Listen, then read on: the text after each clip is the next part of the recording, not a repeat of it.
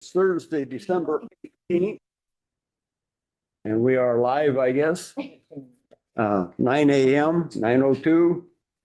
And there's a bunch of instructions on the public notice. If you're live streaming, you've already read them, so you know the routine. We'll start with a roll call. Amy.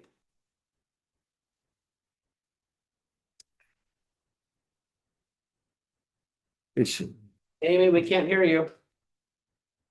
He's not here. Hang on, let me go check with her.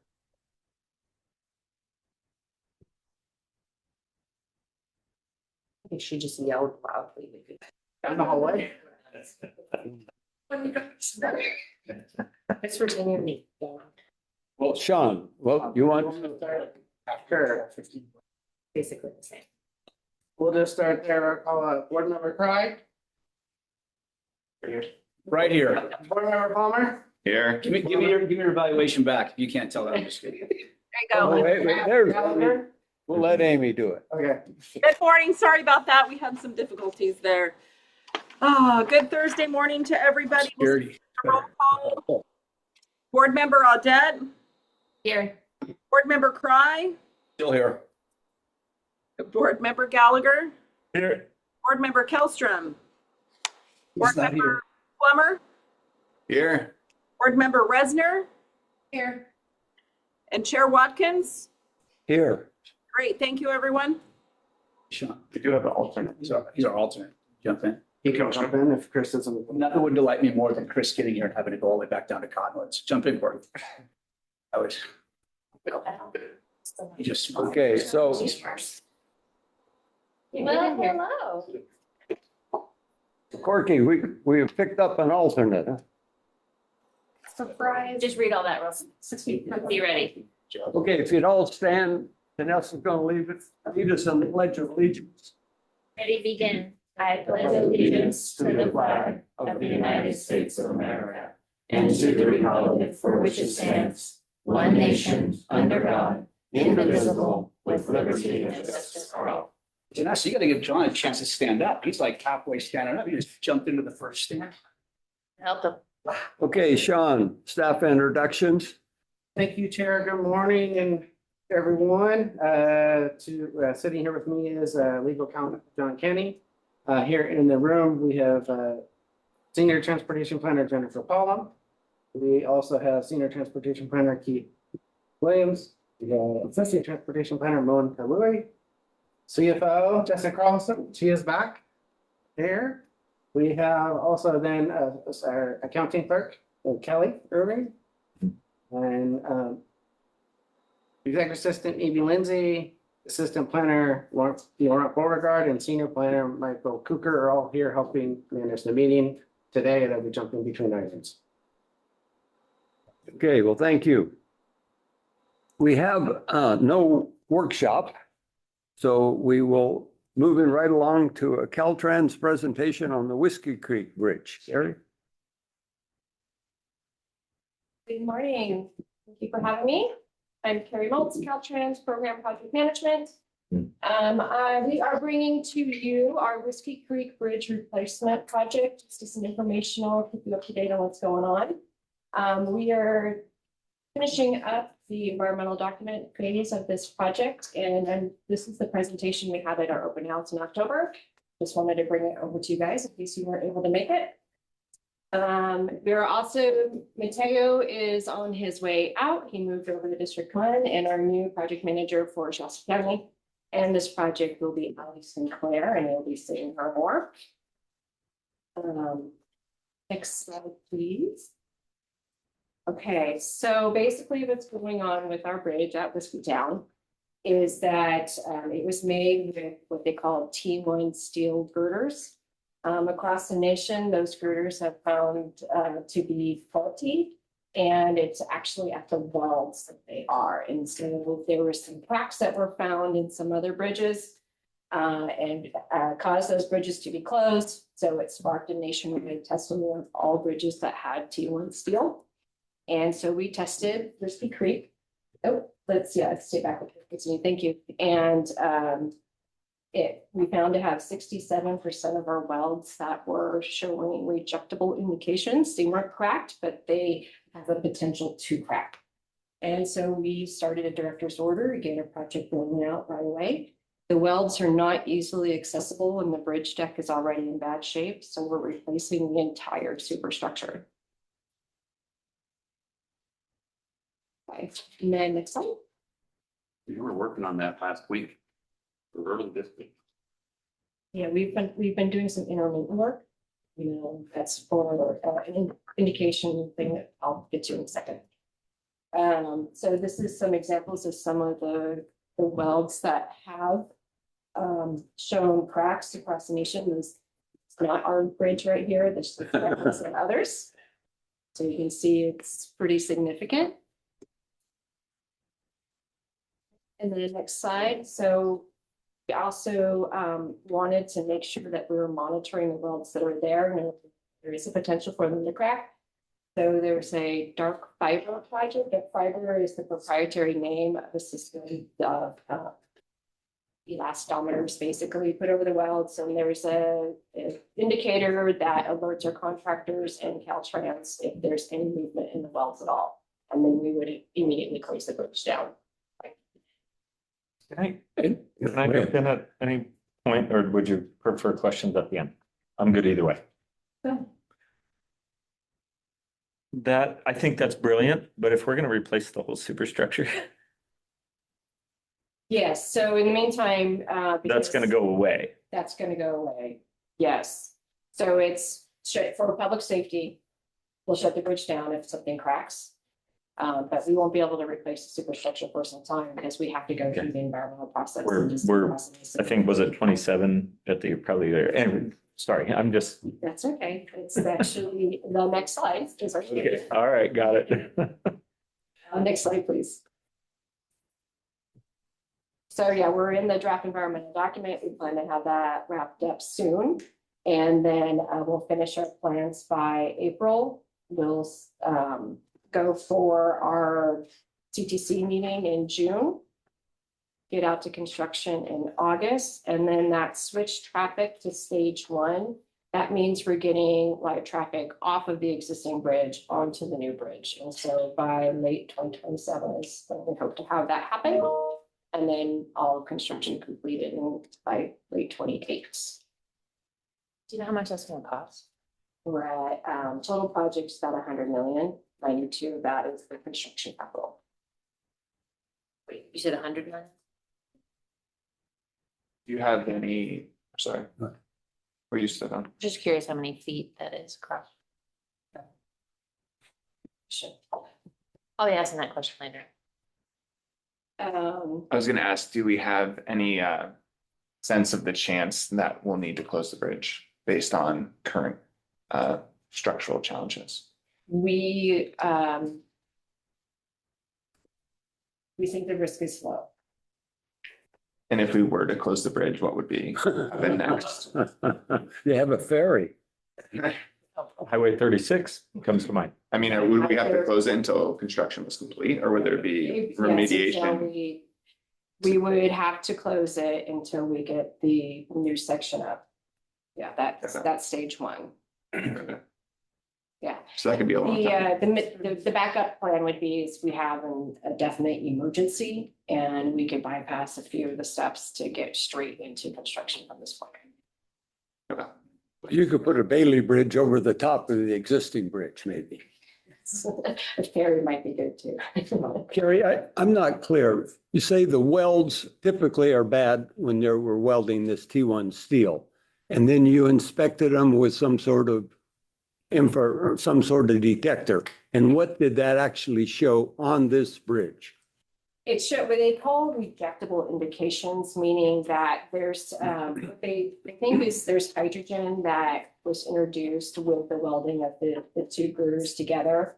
And so there's some indications that maybe some hydrogen is in there, so it is deemed fracture critical. Okay, but you didn't find any cracks like were in similar structures.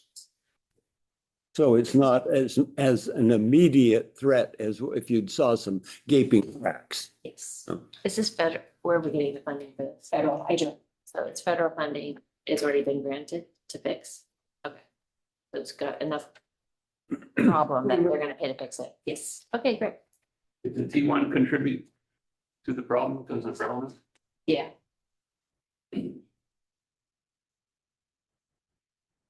Go ahead. Yeah, And then this is just some of the aesthetics. We're leaning towards the left-hand pattern.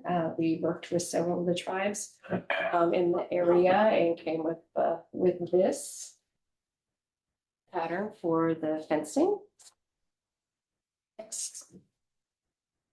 Okay, so this is the staging that we're gonna do. So if you're looking at a cross-section of the bridge, if you're coming from Weaverville to Reading, so you're going eastbound. The one on the left in the dash, that's the existing bridge. We're actually going to launch girders across the lake. On the right-hand side, kind of where those, if you remember there's like extra piers already out in the water. So we get to utilize those. We're going to launch extra girders across those. Thank you. And then, so once we build the section on the right, that's at stage one, and that's traffic can be switched over. It'll remain two-way traffic. We do not have to reduce it to one lane except for periodically, with conforms and things like that. And if it's during the busy summer months, we'll do that at night. And then we'll remove the bridge on the left and then launch another set of girders to replace that section. And then we're going to the next one. Will you be shutting down the lake access during that time? For Yeah, that? as during the launch, which we anticipate to be in 1 to 2 weeks, we'll probably have to close boat access underneath the section. The rest of the time, we'll have an area where boats can go through. And we'll have a platform to catch any debris and, worker safety and all that stuff. so you're gonna increase the width of the We're bridge definitely increasing. because the there's width of the enough bridge. girder there or Yeah. superstructure underneath concrete. Yeah, part of the constructability is we're making it a little wider than it needs to be, but because we want to launch two of the same sizes to save some money and time. And that's why we're getting two back ones going across. And so we'll be able to have a protected bike lane and pedestrian path on it. That's a very wide protected bike lane on the bottom. Yes. And that's for a Bike and designed reason for future inspections. It actually does allow our maintenance vehicle to go down there with this, what we call a snipper truck. Yeah. Where they can go over the side of it and inspect them. So it is extra wide to help the vehicle to go through. Those three piers are the existing, the one on the, This is all new. So on the previous one where it was dotted, it was the existing. Oh.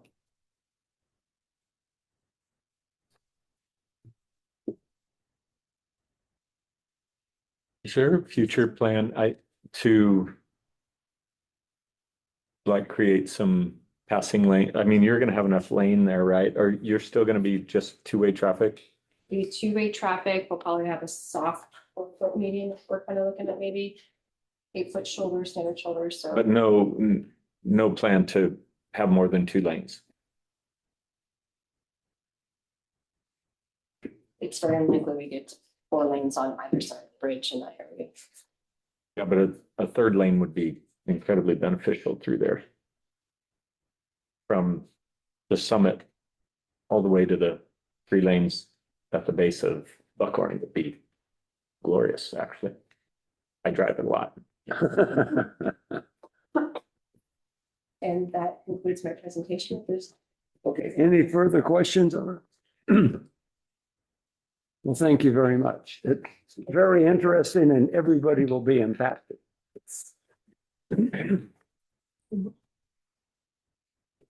Okay, we're at the public comment period. Do we have anybody online that would like to issue a public comment? I don't see anyone. Okay. Anybody in the room that would like to offer a public comment?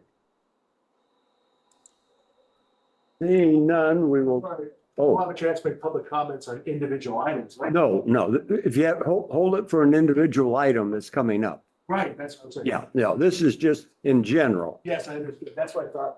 Okay, we will close in general public comment period.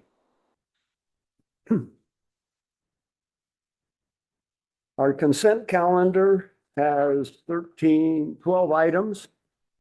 And we will deal with all those at one time. I have asked to pull item 711 for a very brief statement on it.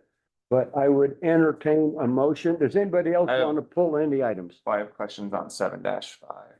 I don't know if we need to pull it, but Okay, well, go ahead and just ask your question and we'll see if we need to pull it. yeah, I guess just looking at, I know John's here, but looking at the CTSA performance metrics. It looks like comparing the standard to our current performance that we're off by quite a bit, and I was just curious kind of what the explanation is and what our plan is for meeting those standards going forward, or kind of how to understand that gap. Yes, John Yender, Transit General Manager for Reading Area Bus Authority. We just took on Shasta Connect on July 1st. So we're starting to monitor its performance as part of the board approved performance measures. In February of 2026, we're going to be consolidating Shasta Connect and RABA Demand Response into one comprehensive program. 88 passengers will have first priority, seniors and persons with disabilities will have second priority, and general public would have third priority in areas where there's no RABA bus service. We're hoping with that consolidation, with Dignity Health operating the combined service, the performance measures will go up, the subsidy per passenger will go down, and the number of vehicles needed for the demand response program between the two will also go down.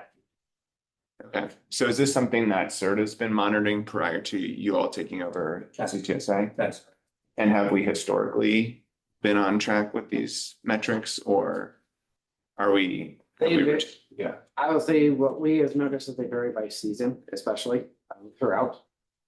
What we're looking at, but we can do some further analysis, come back to you with a full review of what that is, looks like in terms of service over the last several years. I say the one thing we've had is seen a little bit of impact with fares, when fares are really back into theirs. So we definitely were performing better when we didn't have fares, and we had kind of had that moratorium during COVID and post-COVID for a period of time, because we also had some other funds related to that to be able to offset those costs, to extend that to encourage and increase ridership. So we can do another analysis to look at that, to give you some factors of what we think is in place. I mean, it sounds like there's a lot changing in terms of you all taking over, consolidation in terms of vehicles. So I think it might be less helpful to look backwards given that, but maybe, I don't know how often. Is this an annual report or quarterly? Okay, so we'll see one in March then, or April. It's poor performances, but this is the plan to fix performance. So I can cut to the chase, it's been poor, but try to figure that out. So you're satisfied with that explanation? Yes, so it does look like Jennifer. Just realize that with this transition from SRTA to RABA, when he says it's board approved, that's RABA board approved performance metrics. We reported at the October SRTA board meeting on the end of the SRTA administered Shasta Connect performance. So if you look back at that one, you can see the entire year of 24-25, and it actually looks at what it has a final number for what it happened in 23-24. So it does compare back to the prior. Okay, yeah, thank you. Good. Okay, so we will, I will entertain a motion for 7-1 through 7-12, less 7-11. Chair, I'm sorry, I didn't want to cut you off. I have two things. I would pull 7-1. Okay, For brief comments, and then I will be voting no on 7-10. You can just record a no vote for 7-10. well, I think we just will pull it separately so that we can vote on it separately. Okay, so we have pulled 7-1, 7-10, and 7-11. So I would. I'll make a motion to approve the others. The other. Second. Okay, it's been moved by Plummer and seconded by Gallagher that we approve consent calendars less 7-1, 7-10, and 7-11. All in favor? Aye. Opposed? Hearing none. So we will now deal with item 7.1. The Gallagher. Yeah, I was just, as I was reviewing the minutes, on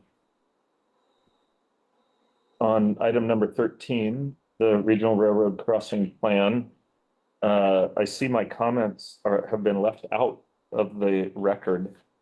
And as offensive as they may have been to some, I don't really care actually at this point, about that. I'm 99% sure I'm right.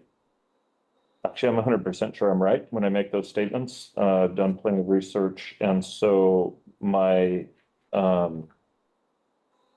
disappointment is that, that I would be. I mean, honestly, it feels like I'm censored. I've been censored, and that's. I'm not mad, but I am disappointed, and I don't think it's anybody's responsibility to censor me and my comments when, especially in a public meeting. And I'm half willing to let this one slide, So, but okay. I want to say, I tried to go back and listen, and I cannot find the recording anywhere on the website. I struggled. I looked this morning and I searched around. I could not find a link to the recordings just so I could re-listen to what I said and how I said it and where I said it. So I think I said it during the item. I don't think that was in public or just my personal comments. Either way. I think I understand what you're talking about. So I would move, so there was no attempt to censor, but I do now, in thinking about what you're talking about, comments, I think related to concerns with Union Pacific and everything in terms of ownership. So I would move that the board not approve this item. We will go and review and rectify those comments and bring that back at the future meeting to include those as well. So my apologies on that one.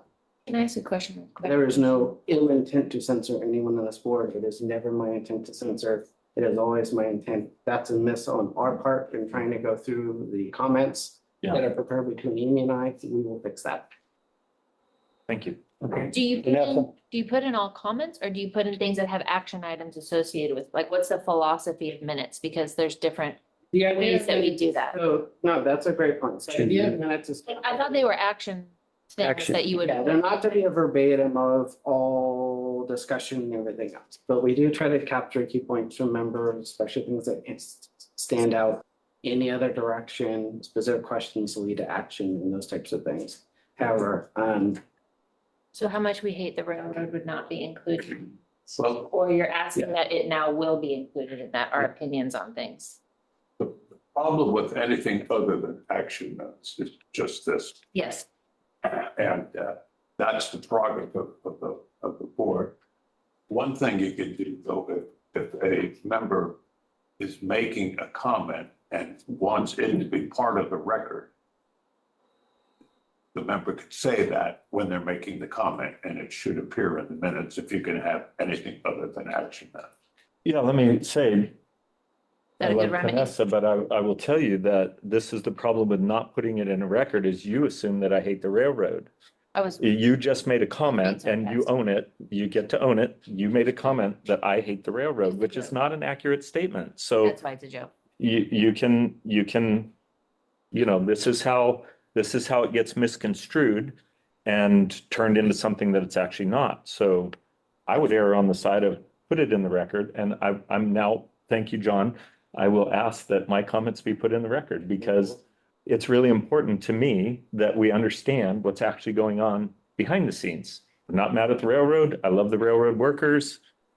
I don't like the politics that drive policy that cause us to spend billions of dollars to subsidize a for-profit. So I'll stop there. Thank you, Chair. And thanks, So you Sean, wanna for the move- correction. Can I make a suggestion? Because I don't want my comment in the record because it was sarcasm. I don't know that I want anybody's opinions, but I do think it would be very valuable if you framed your comments to be, I would like us to be cognizant and have a reflection in discussion around when we decide on actions with government money that help private, you know, for-profit businesses. And so that could be in the record that we want some type of reflection or conversation or discussion around that.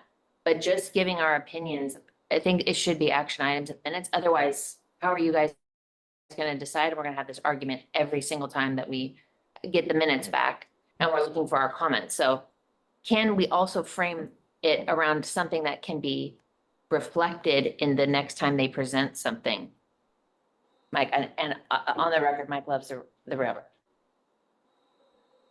So if Can I, you, Mike, honestly, because I don't want opinions in any of the agenda items, but I do, if you want us to, in the report, reflect some type of a different bit of information, then I think that would be super valuable, because it then also entertains that concept that we need to be thinking of. Is that fair? well, the way I, If the board feels like your comments are fair, then they get to vote. I made my statement and I'm done. yeah, so I'm Yeah, I not think we continuing probably- the conversation. I think we probably need to go one way or the other. Like right now, it appears that there's actually a lot of detail in here. Like I was just looking at the Board of Supervisors minutes. There's no comments there. It's just like approve this, motion that, you know, that's it. So I think we either need to go to that end and just have no comments, or probably be more comprehensive. Well, typically the comments are on action items. So if we bring something up that gives direction or can be taken action, I think that's because we want the staff to go do something from the minutes. So when you go back and look, if we say, hey, Yeah, we asked for that to be, motion, yeah. not a motion, but if we ask in our comments for them to do something, to go look at something, to whatever, then staff will go back to this to make sure that they're doing the thing that we talked about and asked for. And there's so many of us in different agencies that I understand how they're doing the minutes. Yeah. But if it's just our opinions on these things, then this would be pages and pages long. Whatever, even if you have action minutes, they should of course reflect the action. But if there's, if the board gives direction to staff, that is in effect an action. Yes. And that should be shown. Should be here, which I feel like that's what it is. So I don't want more than that. If. Well, like, right, But to Gallagher's desire is that we would consider other issues. How does that it gets framed differently, but I don't want. The actual, if we're recording this meeting, and we are, the actual record is the recorded record. Oh, so it's already there. but like, you know, Yeah, but he There- said it was difficult to hear his actual comments on the Oh. recording. Correct, sorry. I think he said he couldn't find If it. I may interject, I'm responsible for getting the recordings up onto YouTube, and there may have, sometimes we unlist them while we're trying to give the minutes of the action agenda items. And so it may still be unlisted on YouTube, and that would be a technical error. And I can, after this meeting, look into that, but it should be on YouTube. so we have the video, we have what was actually said. So I think what we ought to do here is, as I look at I look at the minutes here, it's quite detailed. I see like the comment I made on the railroad crossing at Knopf. These are all captured. Somehow, Mr. Gallagher's comment, which dealt with the width of the I-5 crossing of the railroad and how they got extra width, was that not your? And who owns it? Yeah, and who owns it? And how it's. And I remember subsidized. you making those comments, and those are not in here. So can we say that we will go back and you will add his comments to these minutes? I know, but are you going to say, can I ask for clarity? Gallagher was there, I don't disagree, no one's disputing the facts of who owns and the benefits in which that they are afforded, who owns what and the benefits in which that they are afforded. That's not my argument, but I don't remember.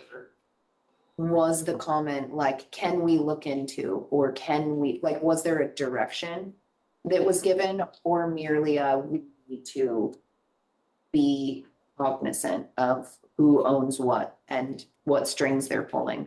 I'm not arguing with you about that part. I don't want to set precedent that's like every time Vanessa makes a snarky comment, it gets put in there and it's just her attempting to be funny.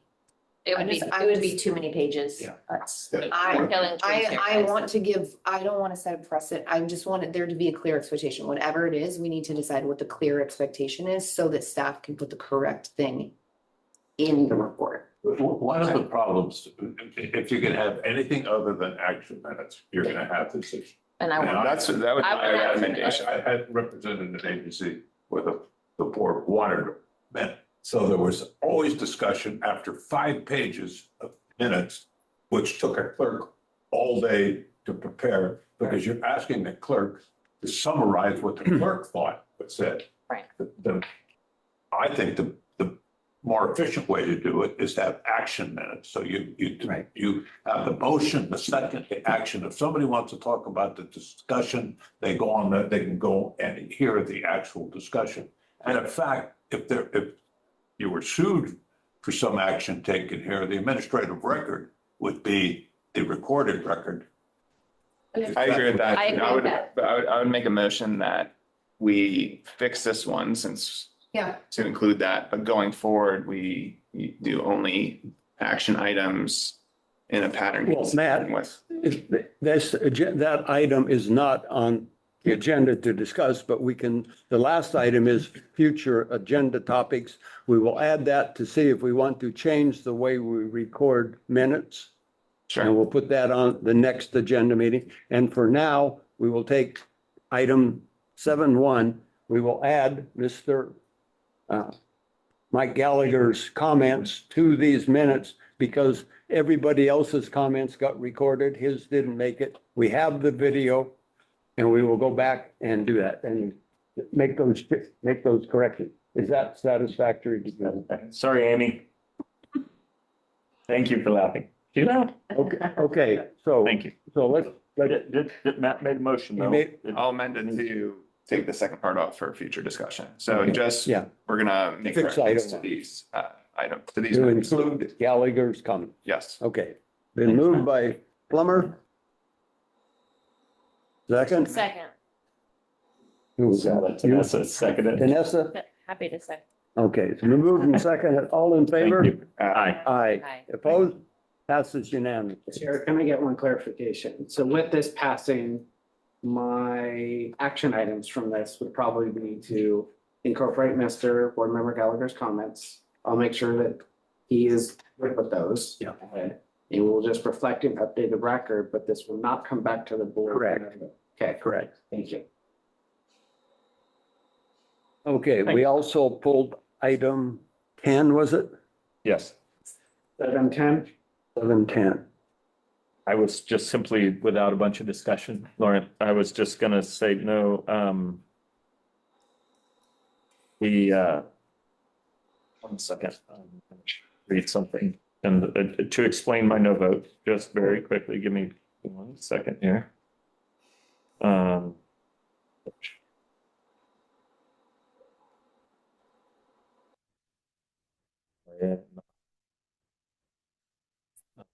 Sure, okay. So based on conducting air quality and greenhouse gas, I'm a no vote on doing this contract because of the second bullet point, conducting air quality and greenhouse gas emissions modeling, which is always going to trip me up and I'm not going to relent. Using an approved air quality model and developing off model strategies. I just can't do that.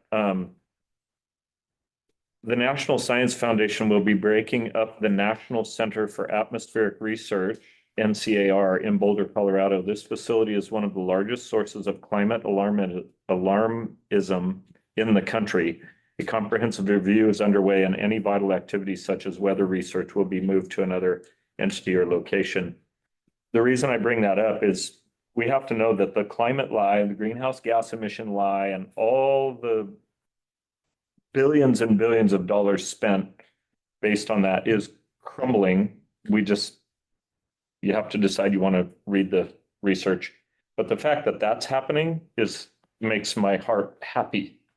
And will actually, I don't mind doing all the other stuff, but I will refuse to vote to spend money based on lies. So that will be a no vote for me, Chair. Okay, So so we have a reason, he's voiced a reason why we vote no, but we do not have a motion and a second to otherwise approve this item.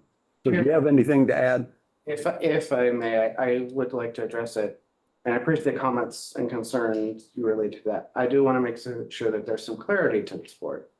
The Regional Transportation Plan is the only plan or program that we have for the agency that is required to go through environmental review under the California Environmental Quality Act. That being in state legislation then means that we must go through and develop a environmental impact report. And that includes also doing travel demand modeling, air quality emissions modeling, using accepted air quality model. If we don't go through that, we don't have an adopted regional transportation plan. That means we have a challenge in being able to get projects funded through federal and or state funds. It means that a project has not been approved through that process. Now, our environmental document for the regional transportation plan is a high level programmatic environmental impact report. Essentially says, yes, there's 500 to 1,000 different transportation projects, from maintenance to roadways to bridges to transit to rail to airports to rural roads that are being maintained and built by federal land management agencies, or Whiskey Town National Park, Lassen, et cetera.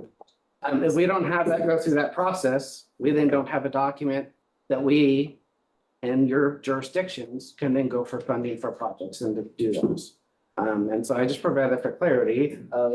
It is state regulation, we're required to do it. On that other end, it has been one of those discussion items amongst the 18 MPOs about whether to suggest whether or not it is still really appropriate for the regional transportation plan itself to go through secret process and be defined as a project.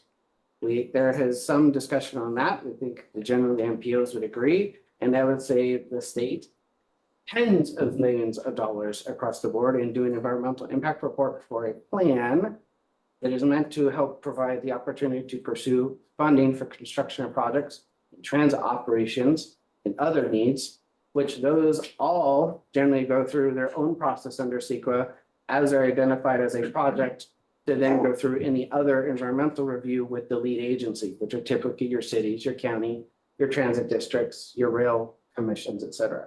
So that is an ongoing discussion, which I think is a fair one for us to make and argue that in the future, we should probably see that. So I just provide that for context. Can I,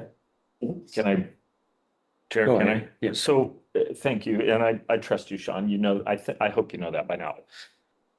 It's somewhat philosophical, but it's also, I would ask if you could answer the question, because the next bullet point down, they're going to assist SRTA in submitting the CARB, California Air Resources Board's Sustainable Community Strategy submittal package, and provide technical response during CARB's GHG reduction target review. So I have, there's probably a couple of questions, but is CARB's GHG reduction target review law, or is it policy?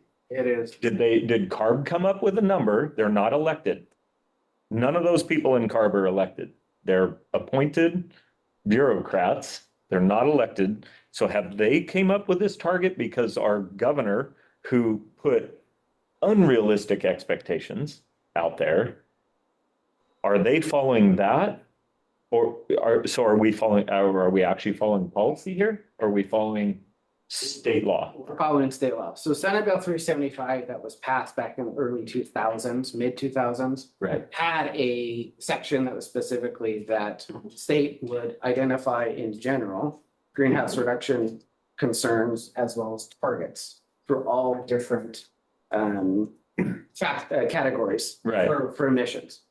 And CARB was tasked with developing targets for the Metropolitan Planning Organization. So Sean, state law says that the target will be set, then they let CARB set the target. And we need So- to measure. So This is it the is measure. law and policy. So I wonder, So I'll make the. I mean, I'll make The them, Supreme Court working on that issue. Do I? You know, what is law and what is policy and whether policy amounts to law. But that's a little above what we're discussing here today. Okay. Because you have to, number one, you need a transportation plan. Number two, the state could say, well, for whatever reason, that to get the transportation plan, here's the things you have to do. You want our money, here's the conditions. Mhm. So maybe the conditions that they put on should have been different, but they had the right to put those on. So I don't, yeah, I hear what you're saying, and that should be a matter of record, but I don't think that's what we're addressing. Okay, that's fair. Thank you, John. Okay, I'm good. let's entertain a motion on this one. I think Okay.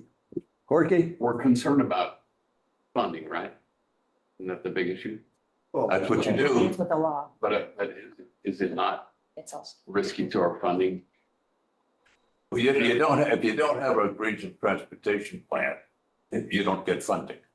Right, but if you're not following federal mandates, you're risking funding anyway. Is that not true? This is not. Well, I can't answer that. These are state requirements, So do you have both? but there's some federal money, I'm sure. They're both, depending on your fund sources. Depending on your fund sources, depends on whether you follow the rules for the federal environmental process, which we call the National Environmental Protection Act. So there's that, which differs. Every state is allowed to also set their own environmental policy. And I would just say, it's an interesting night when you look back, is that when CEQA was passed and adopted under then Governor Reagan, he had helped pass that initiative in California, and also then was behind developing NEPA years later when he was president. And so we have both federal different requirements for federally funded projects. We have state requirements for environmental review for state funded projects. When they're combined, we have to deal with both. And that is just the way it is in terms of the process. We must address both. California typically is stricter. So to the extent that we have to deal with the stricter review requirements, we do that. But it allows us to be able to receive the appropriate funding sources.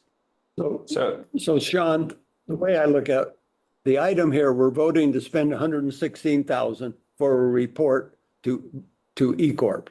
They will give us a report back and we will get to accept that report. So maybe they should be made aware of the comments from the board and Mr. Gallagher. So when they're looking at the report, they'll know that they're going to present it back to this board and what parts of the members of this board feel, and they might be able to address some of the issues. Assuming it's Matt. data that you're reporting, So- not an opinion. You're just gonna give data. Correct. So we're not giving opinions on this. This is just they have to collect this data because the state is asking for it. So I'll make a motion. But it's going to be a report that board will Of see. data, Of data. not of a. Move it along, of Darrell. data. Well, Keep doing your job. So I'll make a motion to approve this, but Okay. I also think it's interesting what you said about kind of this duplicate CEQA process. Mhm. And so I would also include in that that staff draft a letter advocating for the removal of CEQA as part of the RTP planning process. That is either sent to the collection of MPOs as part of that effort or to the state directly based on your discretion of where it'd be most useful. Okay, so that is a suggestion by one board member. Does the rest of the board concur with that advice or recommendation? So we'd move that item also to the To a future? meeting for future topic item there, rather than part of this action with this, which is just to approve a contract for technical assistance. Are you good with that, Matt? Yeah. Okay, so we're back to just this one item. Motion to approve. Yeah. It's been moved by Plummer and seconded by Resner. Resner. She got Excuse me. there first. I think it was a tie, really, but, so Amy, do a roll call vote. Okay, we will start with Board Member Audette, Yes.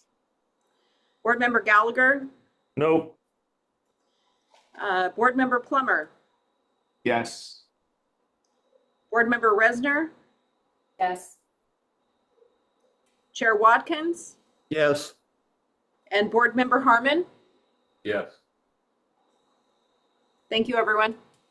Thank you. So now we are to 7-Eleven, and I would like you to pull up table 2, which is a colored chart. Do you have that? I do not have that ready to share on the screens, but it should be attached. It's on our, Yeah, with evidence and staff report.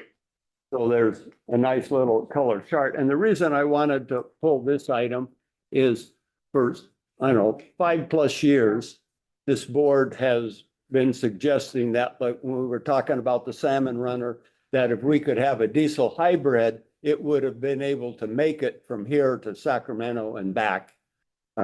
And that was always denied. But here we have state funding being used to supplement federal funding.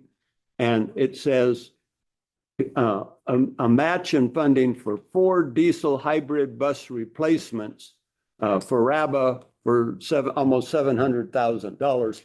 So I just wanted to point that out, that finally a drop of common sense has come around. And, Well, it's different. and they have finally caught up with us after 5 or 6 years. And would you like to add anything, clarify anything on that? The only thing I'll add is that there is a competitive TIRCP program, which is Transit Intercity Rail Capital Program. And while the guidelines remain the same for both, SB 125 also has TIRCP. And the guidelines remain the same for both funding sources, but because there is a competitive TIRCP program, typically hybrid diesel buses are not approved in that. SB 125 allows us that discretion, and even to purchase renewable diesel buses, just outright renewable diesel. And so not in this staff report at the October Board of Directors meeting, we had a comprehensive list of all the projects for the SB 125 program. And we did have about 1.85 million for the lease or purchase of renewable diesel buses as well. Right, yeah, and we did see that item on the renewable diesel. I'm not exactly sure what renewable diesel really is, but yeah, but I'm sure it's very good and very green, or maybe partly gray. Not gonna say it. The difference between renewable diesel and I'm not fully privy to, I believe it's cut with soybean or corn. oil. 20% biodiesel, 80% what's petroleum. the difference in the bus? Oh, I think it's just like the fuel line system. I mean, Johnny, I know it's Yeah, here, most of you this- could probably speak to it. Yeah. John? Can you ask the question again? Sure, I got it. So the bus, there's no difference in the bus, whether it's even renewable or regular diesel. There's no difference. No difference. Just where we buy the fuel from, the supplier. Our supplier locally is providing us with biodiesel 20%, B20. So we've been using B20 on the entire diesel fleet. So the only thing we're gonna decide, we're gonna use renewable diesel. But No, we're gonna continue biodiesel because that's what we have available to us. Well, and I think this is diesel hybrid that you were referring to. Right, I was talking about having a hybrid diesel electric bus. Yes, which will get further lower emissions than just a traditional biodiesel. Right, because you have a smaller diesel engine running at maximum efficiency, partially charging a battery, so. Exactly. And it would be great if that really comes to fruition. Are these local buses? These are gonna be run local? Or No. these are not the salmon runner buses? They're not the salmon. Yeah. And I should add that we did get a $2.6 million grant from the Trump administration to buy these diesel electric hybrid buses, hence why the need to redo our funding program to maximize the use of those federal funds and leverage the SB 125 funds against those grants. Yeah. Smart, not My approved. president has got. Okay, I'll entertain a motion on 7-Eleven. Motion to approve. Second. Okay, we have a motion this time by Matt and a second by Tanessa. All in favor? Giddy up. Opposed? None. It passes unanimously. Well, that didn't take long to get through the consent. Oh, sure. Moving forward, item number 8, Sean, your executive director's report. Thank you, Chair and Board. I just have a few quick items for you this morning. One, I just want to acknowledge and recognize that Congress had passed recently the Secure Rural Schools Reauthorization Act of 2025. This act will continue to provide federal funding for rural roads, rural schools, and rural wildfire protection activities through federal fiscal year 2026. We want to express our thanks to Congressman Moffett for his support for rural regions and counties and his leadership in authorizing this legislation, and we look forward to seeing the president sign that hopefully soon. Looks like it was sent to his desk on the 15th from the Senate. Earlier this week, I attended the third meeting of the Shasta Sustainable Communities Task Force. This was the first of 5 planned meetings to focus on various transportation topics, proposed by Shasta staff for input by task force members. There are some robust discussion as well as some differing opinions, rural regions, especially during versus urban. But overall, in terms of the discussion, we did highlight challenges and opportunities with a number of state programs. And I look forward to continue to advocate for changes that benefit rural regions. In January, there is a planned meeting among MPOs to further discuss potential ideas for reform to Senate Bill 375. It may be our first chance to see an outline of potential items for reaching consensus on and sharing ideas with state legislative folks in 2026 for building bipartisan support. A couple of items that have come up has been the CEQA topic about that continue to apply to RTPs and SCSs, as well as the idea of making the SCS process at least an 8-year process, like the regional housing need allocation process rather than every 4 years. And everything. And part of that, especially in areas like ours, it takes time all across the state. It takes time for projects to be planned for, go through environmental review, get the construction funds and build those. And a lot of times those projects are at least within 2 regional transportation plan cycles, sometimes 3 or 4. And especially in areas like ours, that's definitely the case. And so seeing that progress, it makes sense to say, hey, we can report on how the region's doing every 4 years, and then every 8 years actually go through analysis of major changes to assumptions or forecasting is changed. So we will see if those items reach some general consensus with potentially some legislative language. So we'll see how that goes. And then just 2 last items. I did want to highlight some changes that have taken place over at Caltrans District 2. District Director Dave Moore has temporarily moved into an acting deputy chief for Caltrans in position in Sacramento. That is the number 2 position within Caltrans over down in Sacramento. So I appreciate having someone over there to be able to talk to, and that is very familiar with rural regions and rural issues. So being able to have him in that as acting position until a permanent appointment is made by the governor. And so he's just filling in for now. And while Dave Moore is out, Brett Ditzler, who's been the deputy director for planning over District 2, he is currently the acting District 2 director. And I look forward to working with both of them in advancing transportation needs in our region. Lastly, just as an announcement, CalCog's Regional Leadership Forum is coming up next year, March 9th through 11th. Early bird registration ends December 31st. So if any board members are interested and would like to attend, it will be in Long Beach. Please let me know as soon as possible so we can get the early bird registration at least in hold for members that are interested. So we'll be doing that. And if you want to let me know now, feel free to just open us out. I know you're already on that list as our representative. So That doesn't mean I don't want somebody else To go Come with. with you. to start coming. It'd be great. I'll look at it this week and let you know. okay, What did you say was Tuesday? March 9th. March 9th through 11th. Okay, any questions for Sean or? We will then move ahead to item 9. It is to receive reports on attendance of conferences funded by SRTA. And Vanessa, did you go to a? No. You didn't? No, for once I did not. You didn't even go video wise?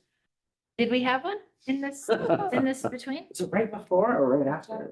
Well, you reported last meeting. Yeah, I that think you we went. had that. Oh, that's right. The We one- had one on legislation and then we canceled it. So no. Yeah, I mean, the only thing that's happening is that because the budget is not gonna be good, CalCog's trying to create other ways to get some funding. And they're they're working on creating a nonprofit for themselves so they can actually take grant monies from other agencies for, obviously for planning and trying to help with the direction of what's possible. So that's really the only thing that CalCog is working on that's new. I don't know if I reported on that We last did. time. Okay, so yeah. I'm all done. Yeah, okay. Anybody else? Hearing none, we will move on to item 10, which is conduct a public hearing and approve the Shasta 2026 Regional Transportation Improvement Program. Jennifer, or wait a minute. It is Jennifer. We're currently experiencing some technical difficulties with this laptop. She is going to go give her slides to Michael in the back right now if I cannot resolve this. Yes. Do we need to jump ahead and come back to this one then or not? We could. I am number 11, so if we wanted to do that. Okay, why don't we do that? Let's go to number 11, which is approve the 2025 Shasta Public Participation Title VI Plan. Great, yeah. Ron. Thank you, Chair Watkins and members of the board. The item for consideration is the 2025 update to the Shasta Public Participation Plan and Title VI Plan. The Public Participation and Title VI Plan, or PPP as we call it, is a required document that outlines how SRTA interacts with the public, tribal governments, partner agencies in the region, and federal regulations require this plan to be reviewed and updated at least every 3 years. To do a quick math, the last time this update was completed was in 2022. The 2025 update is administrative in nature. It refreshes demographic and limited English proficiency data, modernizes descriptions of outreach tools and engagement methods, updates examples of recent public engagement activities, and reflects current agency structure and contact information. The plan continues to include required components, including the Public Participation Plan, the Title VI Plan, the Limited English Proficiency Plan, and consultation procedures for tribal governments and federal land management agencies. One procedural change included in this update is a modification to the public review period for amendments to the Federal Transportation Improvement Program, or FTIP. The review period has been adjusted from 14 days to 7 days to better align with peer MPOs statewide. FTIP amendments are typically technical in nature and historically receive comments from partner agencies rather than individual members of the public. And I believe to date, we've never received public comment on our FTIP from individuals like the public. This change maintains adequate notice while improving consistency and efficiency. The draft PPP was made available for a 45-day public review period beginning November 3rd, including today after this item on December 18th, 2025. As of close of the review period, no public comments have been received. While a formal public hearing is not required, staff recommends opening the item for public comment this morning. As a reminder, staff recommends that the SRTA Board of Directors approve the 2025 PPP and the resolution and authorize the Executive Director to make minor administrative amendments as needed. Okay, any board members have any comments or questions? Then I will open the public comment period on this. Does anybody like to address this in the room? Do we have anybody online? Amy, does anybody want to address this issue? I did not have anyone online. We will close the comment period on this item.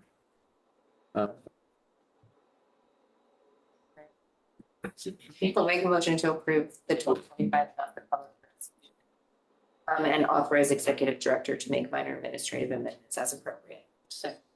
Okay, it's been moved by Aaron and seconded by Tanessa. All in favor? Aye. Opposed? Passes unanimously. So now, are we ready to go back to 10? Yeah, I believe so. We'll see. Michael, I believe, is going to be able to present it from Ron's office. Actually going to go back there. Bear with me here. Thank you. And I can go ahead and get started.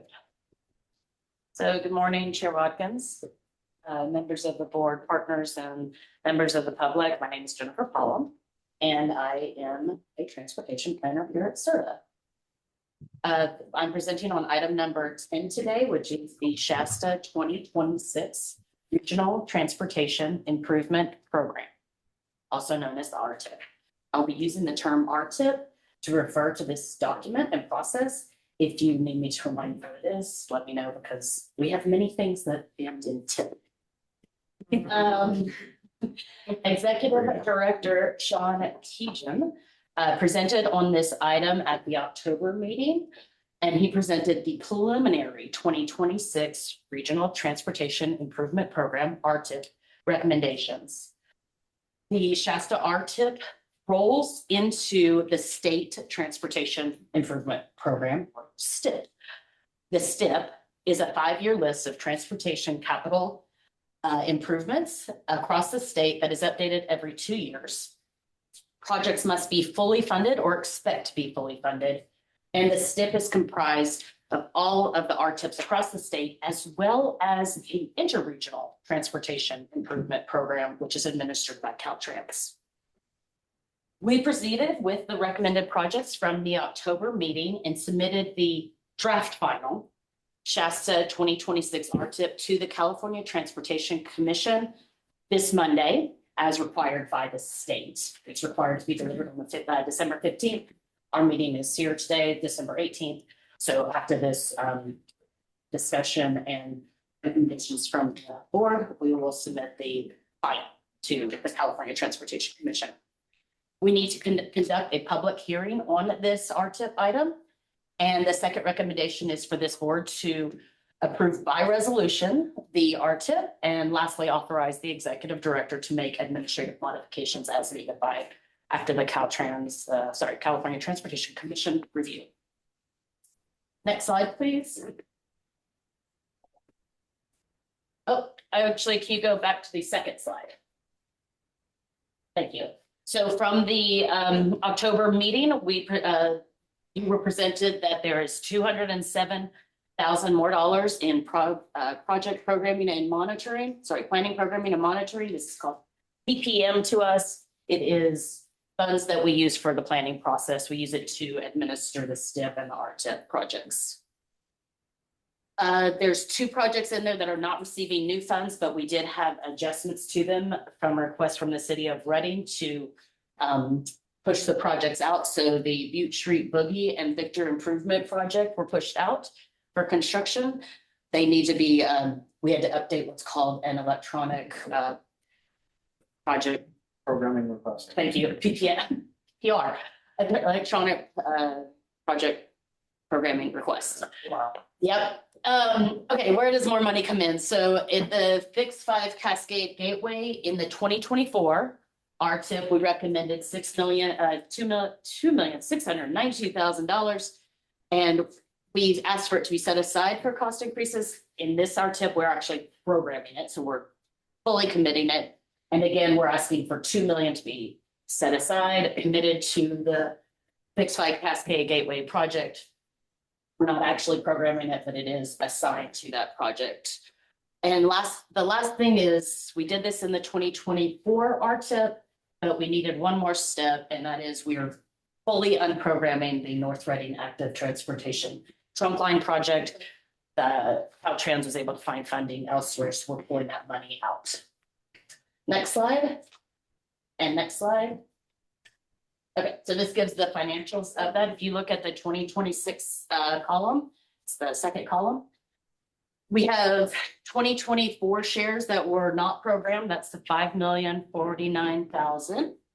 The new shares for the 2026 RTIP are the 4,152,000 to a total of 9.2 million in capacity. You'll also see that in the future, we will get the in Rattle North Reading Active Transportation Trunk Line money back, and that's that 2.564 million.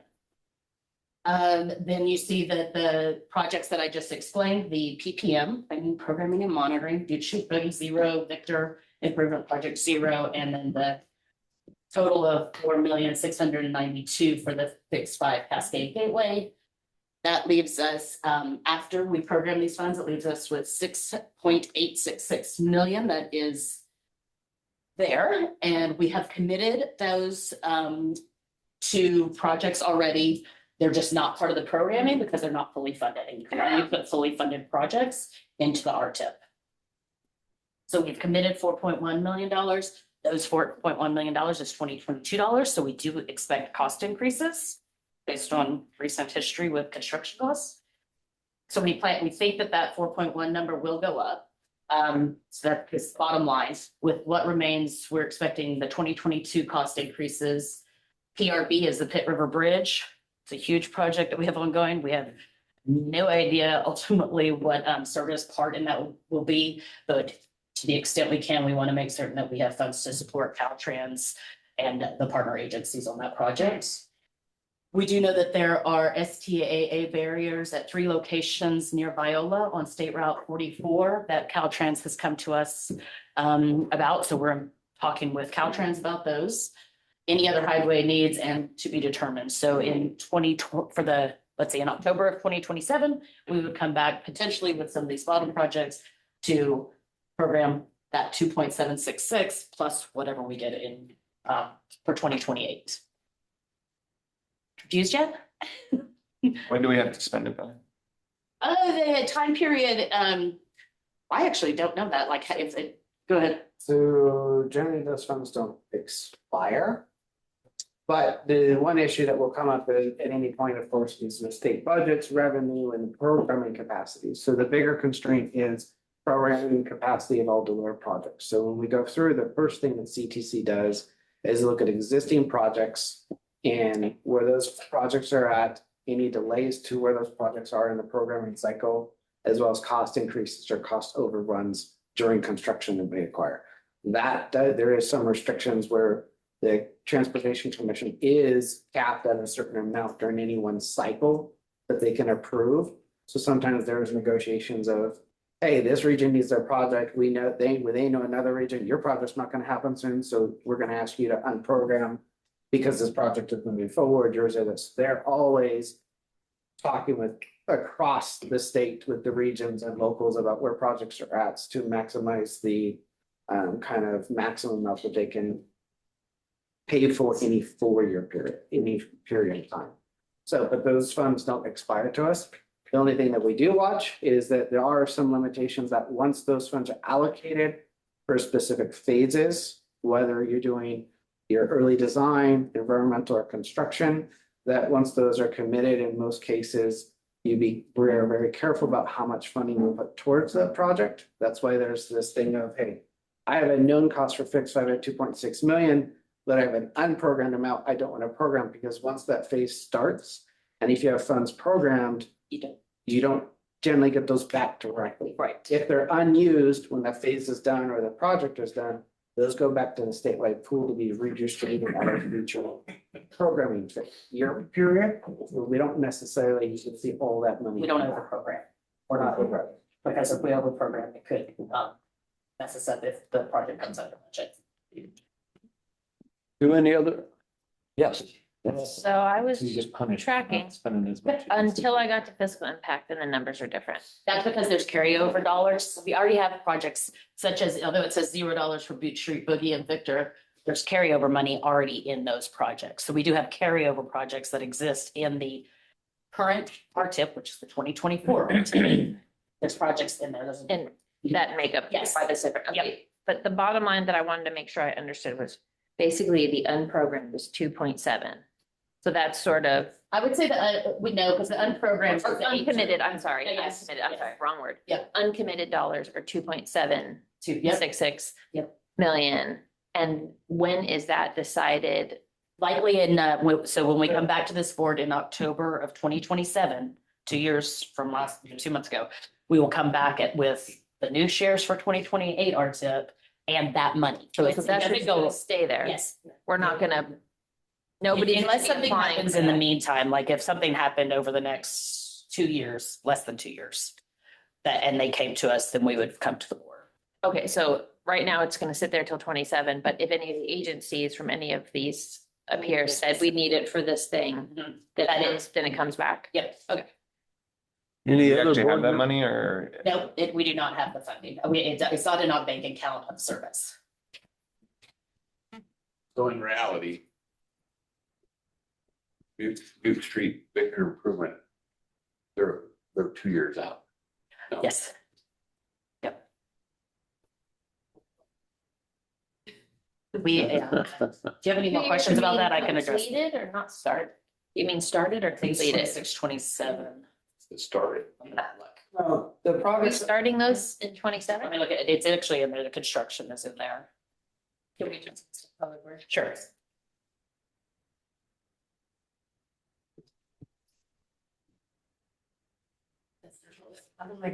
Please don't let that. It actually, let me. Actually, I think it's actually in the cover letter on the first. Good morning, Chair Michael Webb, Director of Public Works, City Engineer Reading. Victor Improvement Project or VIP. Now, Mr. Harmon, to your response, that project is 2 years out before we're going to go to construction.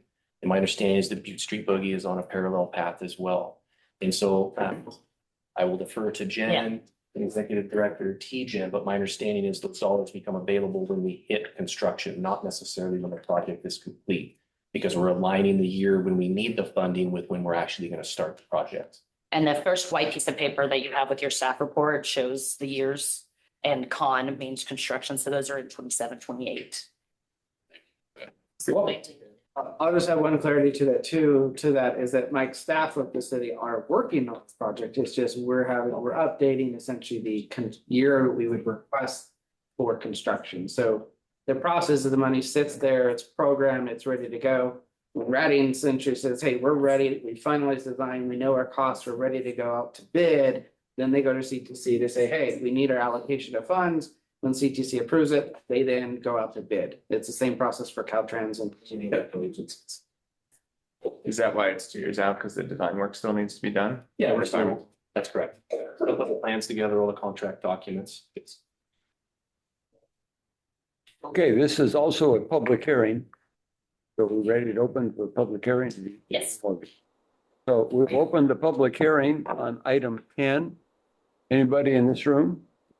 Here, I'm Tammy Quigley. I'm the Division Manager for Transportation Planning, Caltrans District 2, and I want to share with you, Jen spoke of the North Reading Active Transportation Trunk Line with graded acronyms. We call that NORADL, and it did have some prior step funding to that. It was mentioned by Jen that Caltrans has programmed this or has dollars programmed, and we do not. So I just want to make for clarity, this project is unable to be programmed in Caltrans shop, which is our major bucket of money right now. We have some fiscal constraints. We also have some programmatic constraints with that project. We now call this project the Northeast Reading Multimodal Connector. That's a fun game we get to play and rename things and different funding is. So I just wanted to clear the record. We are still looking for funding for that. It is essentially the similar scope. And when we're able to get funding, we'll bring back and give you updates for that. But I just want to clear the air. We do not currently have funding for any phases of that project right now. What we do have is what's called a finished 99%, needs some signatures on it, project initiation document, meaning we have a programmable option that has been vetted with our partners throughout the region, including City of Reading, Shasta County, and SRTA. So it's ready to be programmed when we're able to find some funding for it. Any questions? So you're talking part on the Highway 44 projects at Box Culvert? I can speak to that if you need to, but this particular project would be a separated multi-use path, meaning for folks that want to walk, bike, roll, connect to transit along. The proposed alternative that has been selected to move forward with is on the north side of 299, essentially connecting the rest of the path. So it's on the west side, it's down at the Churn Creek Holly, just a little bit west of there, so we can continue with the connections at the existing class 1 or separated facility for those folks. And it will take it all the way out to Shasta College to connect to their existing off-system, non-vehicular, non-motorized path. How much money are you looking for? And are you suggesting that this money could be allocated to that? The project costs to date are 35 million for that project, and we're not requesting any funds from SRTA or the board at this time. Thank you. Thank you. Okay, any other public comment on this? Amy, do we have anybody online? I do not. No, we'll close the public comment portion of this. We have a resolution 25-12. Make a motion to approve resolution and authorize executive director to make necessary admin modifications. Second. It's been moved by Resner, seconded by Plummer. All in favor? Aye. Opposed? Passes unanimously. Jennifer? Thank you. Nice work. We are now on item 12, which is to receive an update on the 2027 Regional Transportation Plan and accept the 2025 Ways and Means Report. Mr. Cooker. Thank you. Wait for my slides to come up here.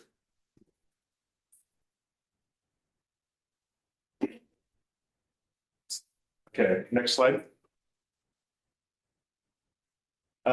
Good morning, Chair Watkins and board members. I'm here to provide an update on preparation of the 2027 RTP and SCS Regional Transportation Plan and Sustainable Community Strategies, and present our 2025 Ways and Means Report for acceptance by the Board of Directors.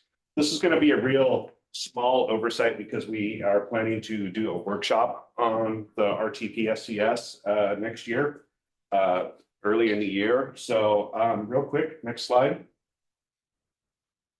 The RTP is required, we're required to develop it, and it's a plan with a minimum of a 20-year planning horizon. We're required to, its purpose is to encourage and promote safe and efficient management, operation, and development of a regional intermodal transportation system that, when linked with appropriate land use planning, will serve the mobility needs of goods and people.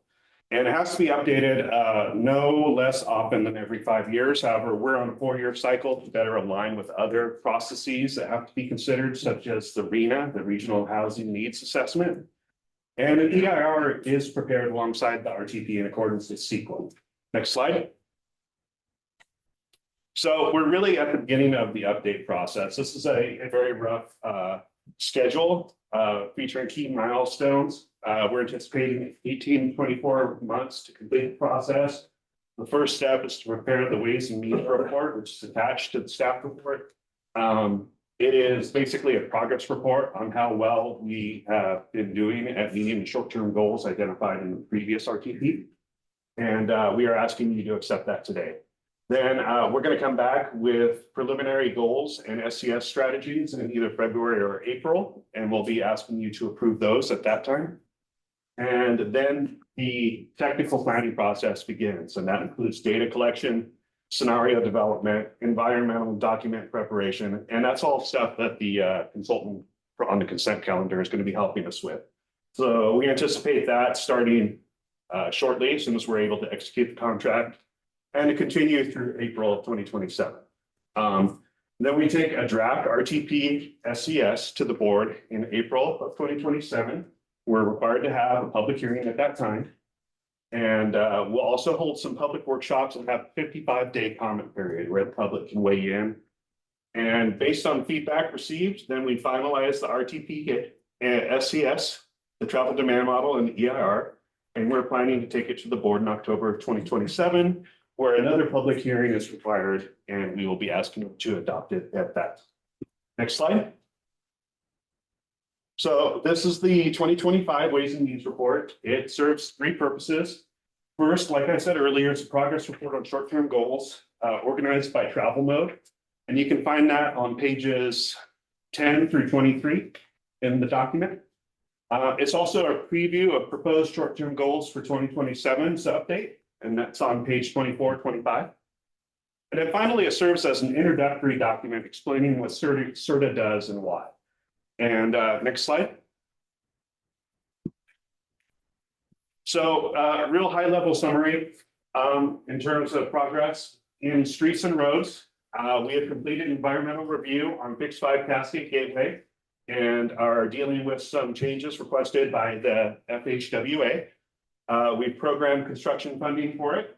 We completed the Envision 273 multimodal corridor plan, secured funding for the data dashboard, and began development on that.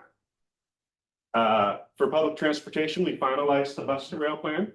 RABA has implemented intercity service and many concepts ID'd in their short range transit plan, such as RABA Runner, RABA Runabout, last mile services with Reading Bike Share.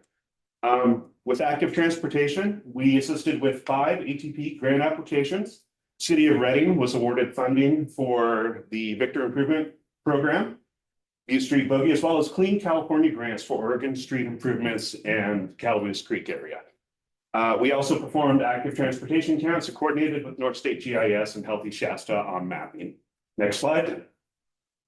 As far as freight mode, we've allocated funds to begin the region's first regional freight plan, and Procure Consultant began initial work on that. As far as aviation goes, the bus to rail plan has ID'd strategies to better integrate air travel, intercity bus and passenger rail. And we've met with local partners to discuss the airport land use compatibility update. At this time, nobody's been able to identify funding to actually pay for that yet. Passenger rail, the bus to rail plan was completed. RABA now operates Amtrak throughway bus service, and SRTA is coordinating with North State Super Region partners on additional improvements. And there's more in there. This is just real high level stuff. Next slide. The SCS page. I've updated and rewritten this. The 2-page spread now serves as an FAQ, frequently asked questions, to better explain what an SCS is and why we do it. And the good news is that the region met our assigned target for 2020, which was a 4% reduction in greenhouse gas levels compared to 2005. And we're on track to achieve our 2035 target. That can change based on model updates, circumstances, whatever. But right now it's looking good.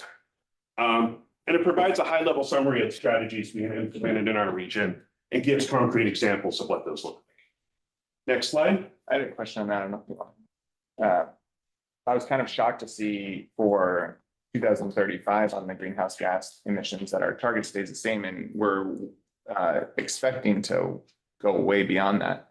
We were surprised too when we ran out. Why is that? John, can you speak to that? One of their primary factors, there's a couple of things. One, there was some updated modeling information. So when we looked at what CARB said, so when you do your air quality model, there's certain, I'll say 100% percentage amount. So there's about a 2.5% roughly.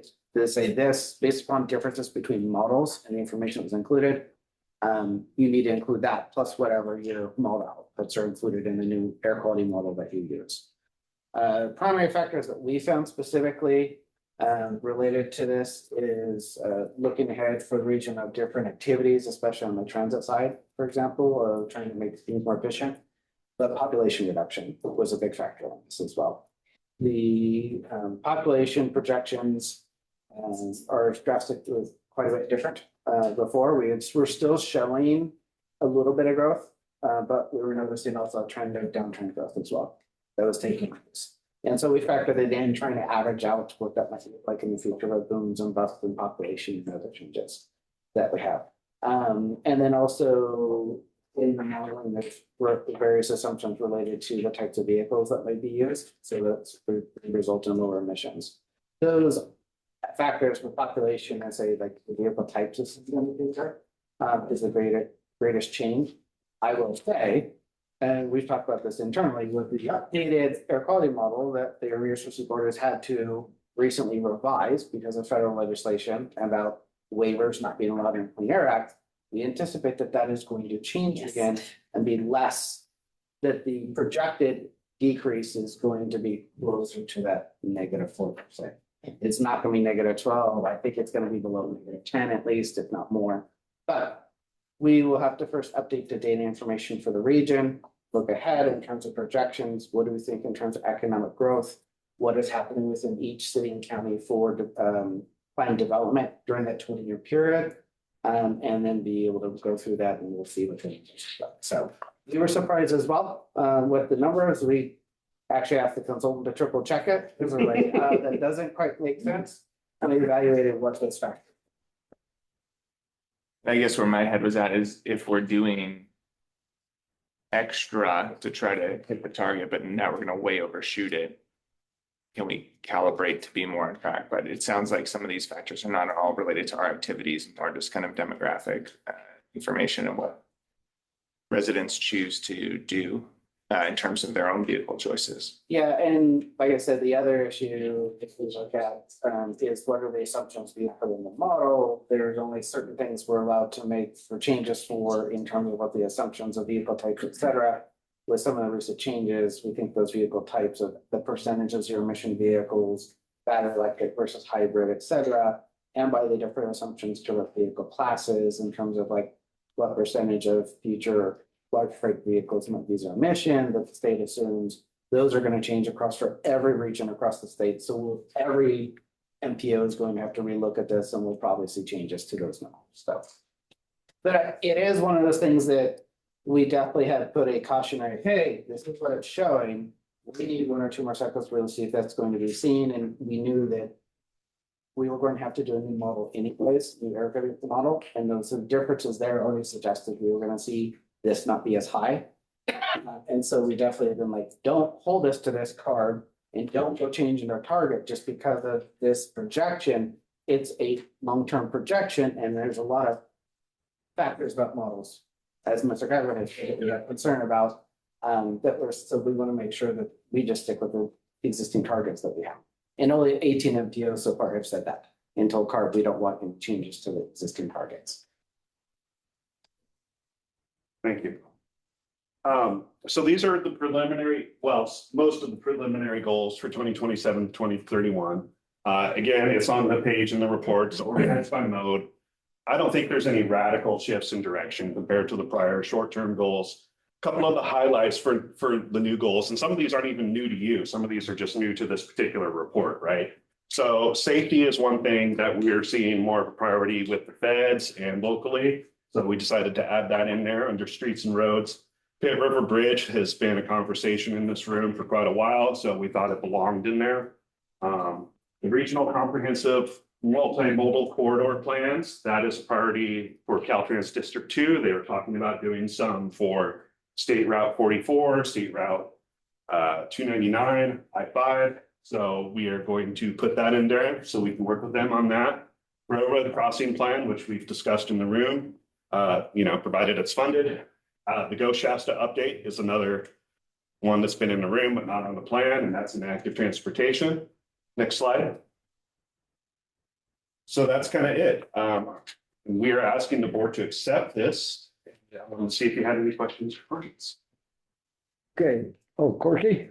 So nothing to do with whether we're going to approve it or not, but real quick, or out do you think that Pitt River Bridge is? It's the new guy. It's the new guy. We've all asked. It's maybe your lifetime. I'll defer that to Tammy to give an update of where Caltrans believes that project is at. Thank you. Tammy Quigley, Caltrans. So the bridge is not a Caltrans asset. There's a current lease on the bridge that should be up maybe within a year or so. We'll have to figure out, it may become Caltrans' asset. So I do just want to clear the air on that. We do not own the bridge, meaning we cannot on our own go after funding for the bridge. So it's a huge partnership, but we are looking at, I spoke earlier about having a programming document. We have that, and it's at the federal level as to where the funding is. So long-winded answer is we are nowhere near knowing when we may go to even the environmental phase of that project. And we are in a fix it first opportunity where if it's a maintenance issue, we'll fix it. It becomes a director's orders to move it forward. As far as when you may see a new Pitt River Bridge, we're a ways out. And when I say that, we could be 10 to 15 years out from seeing a new bridge there. So it's a railroad asset? No, Bureau of Reclamation. Oh, sorry. And they're not interested in owning the bridge, just in all transparency. It's a multi-agency asset, if you will. Of course, we're all partners and we all want to have a bridge that's going to work forever, but we're not able to, as Caltrans, pursue the funding. We've brought in many partners, many players at a state and federal level. It is a topic of conversation. There are secured funds, $32 or $3 million that can get us through portions of, we're talking a very, very expensive bridge. But the Bureau has received some funding to move through some technical and environmental phases, and they have asked Caltrans to take lead on that. So we do have a method of understanding through a contract with them so that we can move some things forward. So we are making progress and gains on getting to an environmental phase on that, but I can't give you an exact time frame. Environmental could take 4 to 5 to 6 to 7 years. Design does happen during the environmental phase to a certain extent. But then we need to actually get the design in. That could be another 18 to 24 months. There's a big right of way. We have the minimum wind-to, which has rights to bodies of water. And then construction would be pretty long. I'm just being honest with you guys. Yeah, I guess my concern with Mr. Webb will understand. Yeah, when we did the Antlers Bridge, it sucked up a lot of the monies. So it's a local economy. You know, we didn't have a lot of projects at that time because we get a certain amount up here in District 2 and then it goes to a large project. And then all the smaller projects suffer. Right. Happy to bring updates whenever you guys want. Thank you. Yeah, you're welcome. Thank you. Okay. Any other questions by the board members? One more. Sorry. The comment about the aviation. Yes. Well, that it's not, I mean, that seems like that would already been in place, but we're trying to improve that. The airport land use ability? Yeah, so I think it dates to around 1980 currently, and so it is long overdue for an update. And it's been discussed, but the challenge right now, the biggest challenge is finding the funds to do it. As I'm sure you know, a lot of these funds have very specific guidelines as to what's an eligible use or not. We looked on our end and we couldn't identify anything, but we're certainly willing to assist, you know, once the process goes underway to consider it and provide input and all that. So. Looks like you all have made good progress on a lot of these goals. So. Thank you. Yeah. And thanks to the board for helping us in achieving this. Yes, thank you. Are there any public comments on this? Because you're asking for input. Right. Being none, so this is not an action item. This is just to receive comments and. Well, it's recommended that you accept the report. So does that require any? That would be an action. Yeah. Okay. Second. Okay, it's been moved by Tanessa and seconded by Plummer. All in favor? Aye. Opposed? Passive. Yes, we're going to get some copies printed up and we will distribute those to our board and alternates. Some here at the office.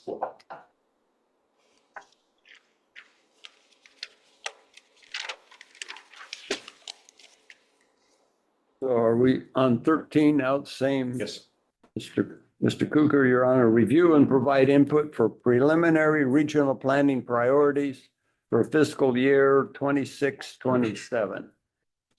Need my slides, please.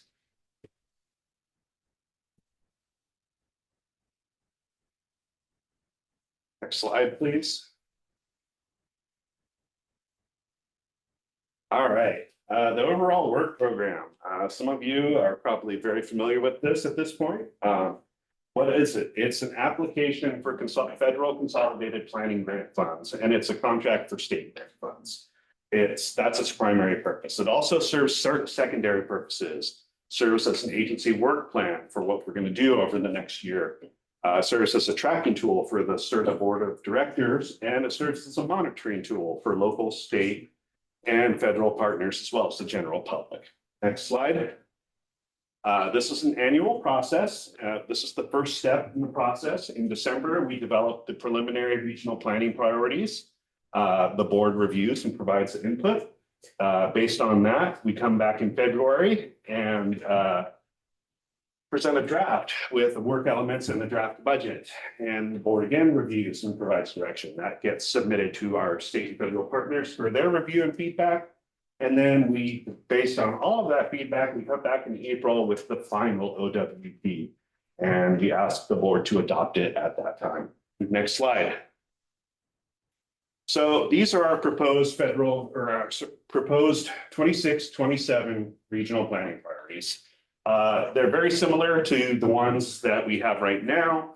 One of the big changes is that we have added perform ongoing or scheduled core functions to the regional planning priorities. That helps us clarify on the attachment. There's a lot of stuff that basically we have to do.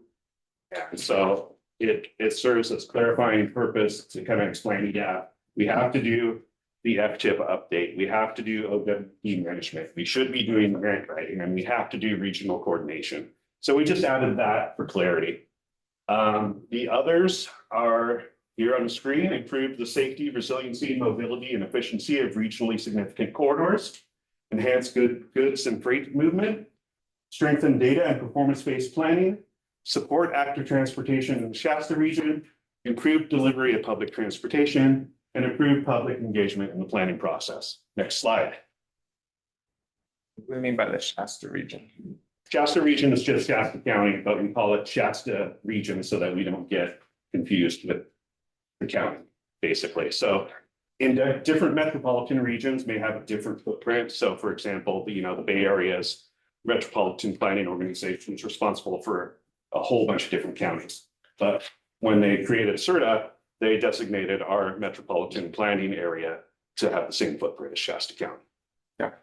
I'll add to that, the thing that we've been trying to identify, especially with certain state partners, federal partners, when we think Shasta County, they think of the unincorporated area versus when we're trying to refer to the entire area, which includes incorporated cities. So that's one of those things we've done to help give a better picture when we're talking about certain things. If we talk about Shasta County, we're usually referring to the incorporated area versus then the cities, and then it's Shasta regions, all of Shasta County. Okay. Okay, so I already kind of went over this slide here. Next slide. Improve regionally significant corridors. So what does that look like in concrete examples? That includes stuff like the Fix 5 Cascade Gateway process, the Pitt River Bridge rehabilitation or replacement, implementing the Envision 273 corridor plan, things like that. Next. On the Pitt River Bridge, I mean, given that we just heard, like it's far out, especially in the context of this 26-27 plan, do we expect SRTA to do? Well, hold meetings with the relative partners, Bureau of Reclamation, Caltrans, the Forest Service, seek funding. I participate in monthly meetings with the partners. That includes the Bureau of Reclamation, Caltrans. We're planning a leadership meeting so that we would be inviting possibly elected officials into that meeting. We're determining that list right now. So it's to continue those conversations and, if it needs to be in our RTIP, if it needs to be something in the RTP, if we need to write grant funds, it allows us to administer our participation in that. Where is that on the safety? Sorry? Where is that? Pitt River Bridge on safety? As far as safety? Well, I'm not sure in terms of collisions, but I know that the approaches are not what Caltrans considers optimal at this point. So it's also from my participation in those meetings, and Caltrans can come up and is invited to come up and speak. But it's for maintenance of the bridge. It's a problem because the Union Pacific is underneath it. So maintenance of that bridge is not to the standards that Caltrans has. They get like 30 minutes at a shot. This has a lot to do with it not being our asset. So we can be hired to come in and provide maintenance if it's necessary. But with all of our bridges, we go through an inspection. Every agency does this. Because we don't own it, we don't go through the same maintenance standards or inspection standards yet. So what we do know is if there's an issue and it's brought to our attention, then we work with the owners to try and get out there and address it. We've done this several times. There's been some things that have happened and we've been hired on to do that work. So it's a little bit of this and of that, and I apologize, it's not a firm, but as Jen said, stay attached to the conversation, and we can also come and give a full update at any point if you feel it's necessary or you want it. Maintenance will get handled if we're asked to come in and take care of it. We do have to coordinate with the railroad, and that can be problematic at times, but they're part of the partnership to do it. So does Caltrans sort of own the pavement in a way? No. Because when there were potholes in it, Only approaches. okay, but when there were some potholes in it that actually dropped some sections, Yeah. didn't Caltrans come and repair them? We did through an emergency order. So emergency orders and funding is handled differently. You can kind of rapidly get it out and you go through a different process to do so. And that will always be the case. Those are just processes, whether a road slides somewhere or a bridge tends to need some emergency maintenance. We also do monitor it because it is a thoroughput for safety. For instance, if there were a repeat of collisions, it would hit an index and it would come on our radar to initiate. We have a responsibility with through traffic and goods movement and people's safety. So back to the safety question is we do monitor it for crashes. There's different levels of how that goes. If it triggers something, it will be addressed. But I want to make sure that I touch on the safety piece because I know that is a concern. And it is the only bridge on the state highway that you don't own, right? It's really unique. Well, they will soon. Well, the state of California taxpayer will own it here shortly. By the way, let's just be clear on that. That's the facts. You don't have to like it, but it's true. May I suggest, Board, if you're interested in having participation, you could add that as an agenda item at the end of this meeting to appoint somebody to participate in leadership meeting, a member of the elected board of directors. I'd like to also add this board member Plummer's question and stuff.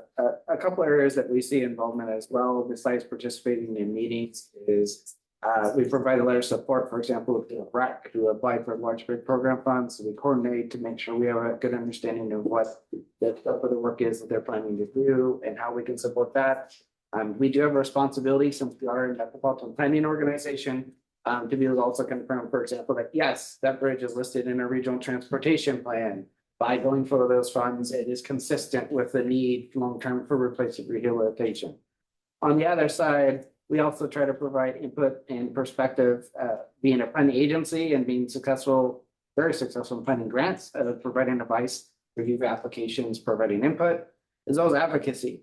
So we will help assist also maybe reaching out to legislative folks, federal or state, as well as one thing on my mind has been for some time initially when funds were provided to Bureau of RAC, there are a number of nuances that the Bureau of RAC and Federal Highway Administration had to try to figure out how to share to get those funds to Caltrans. So I have brought up a couple of times that says, if you can identify the actual federal legislation that is getting in your way for two federal agencies to work together to address a significant facility on our highway system, let's have a conversation and let's talk about what that legislation is. And let's get that to our legislators. So those are areas that we look at to try to encourage that. But I can only do so much if the rec doesn't want to share the information, or if they don't have the staffing to do that, which they've dealt with some staffing issues and having the department gutted with one of the key contacts actually having multiple projects and areas to cover, unfortunately. So I understand some of the issue, but those are things we look for opportunities to advise during the process. Sure, Caltrans doesn't want to own that bridge. No one does. No, the Bureau doesn't want it, the railroad has to have it. Okay, so goods and freight movements, that includes stuff like the regional freight plan, Fix 5 Cascade Gateway, and the next gen railroad crossing corridor plan if funded. Strengthen data and performance-based planning. That includes things like the Shasta data dashboard, the travel demand model update, developing a land use model, and ongoing data collection. That's actually a question that kind of relates to the last one. We talked about how we're collecting, I think, active transportation data with like bikes and stuff. Is that something that's public or that's shared with the board, or? It's yeah, it's public, but Jen can talk about that. We do have counts that were done and they're available on maps. Yes, we have an online map that has a history of bike counts. It's not if you're familiar with the Healthy Shasta counts, it is not those counts. It's the counts that we actually pay for a consultant to come out and do. And we do have a history, and I'm happy to share the link with you. Yeah, I'd like to see it. Thanks. It's detailed. yeah, there's two different kinds. There's the Healthy Shasta manual, where you see people out there with clipboards and tracking turning motions. And then there's active transportation mode counting as part of a larger overall traffic count. We have data as to who's using the bike lanes and stuff? Oh. Who's using Up in it, what or just how years? many? How many, I'm sorry, how many? Yeah. Yeah, for what years? We've done traffic counts. I mean, certain, like their locations, right? Location based. And I think we have 2 years on there and we're getting a third. There's historical Healthy Shasta. Healthy Shasta's been doing it for like at least 10 years, right? Longer. So. For about 2010. Will you just email that to us? Yes, yes. Next slide, please. If Healthy Shasta has their data available too. Can you I'll include go that? for that. I'll work with the kids. Okay. Supporting active transportation in Shasta region. That includes completing the performing the Go Shasta Regional Active Transportation Plan update. That will allow us to seek funding opportunities with our partners for competitive grant funds. And this is a photo I took the other day of the new facility on California Street. A nice elderly couple riding their trikes down the new protected bike path. I was riding no hands with one hand at a very slow pace and one hand trying to get them in the photo. So, but Are you wearing a helmet? no. Never do. Here we go. I don't use my brain. Appreciate Safety is on the list this year. It's new, it's a new thing. Improving public transportation, what does that look like? That includes ongoing regional coordination with DHCL and RABA, participating in the Caltrans E2 transit plan effort, ongoing implementation of the short range and long range transit plans, and implementation of the bus to rail plan. And you'll see even more detail once we come up with the draft OWP in February. So, and improving public engagement in the planning process. That includes the Shasta data dashboard and public participation plan. Next slide. So I have a recommendation here, and that is for the board to provide input on the preliminary regional plan priorities for the upcoming fiscal year. Okay. Do you have any recommendations from the board? I have a question for Michael specifically though. Okay. Michael, if you bounce your head off of the concrete curb while you're in your protected bike lane and you end up with a brain injury because you didn't wear a helmet, how much is that going to trigger a bunch of other planning for our active transportation, protected places for bike and ped? Based on what I've seen, very little. It'll be an injury, though. It'll be an injury. And that's what we've been basing a lot of our planning on, especially on the 273 corridor, on Only if you were. criteria that is Getting hit by a car. human choice, not actually, you know. So, Good say. so I'm just how we mitigate that, you know, when we're doing our planning. Because it's, you know, we do a lot of planning and spending, you know, trying to protect humans from themselves. Well, so we don't do a whole lot of holding people, you know, personally accountable in this, especially in this state. So it's probably more of a rhetorical question that you don't have to answer. I won't hold you to it, but you know, I'm probably more making a point of how much we actually do spend for certain things that then take away from the rest of us who love to drive our vehicles. And it's just a philosophical point I'm making. Well, you said it was rhetorical, so I will accept it at that. Yeah. Any other input? That does not have to go in the minutes, Amy. You can leave that out if you'd like. I'm fine with that. On the support RABA to prepare hydrogen market requests for information, could you say more about? I think that was the. Or was that last? That was last year, I believe. Yes. Does that happen? Or?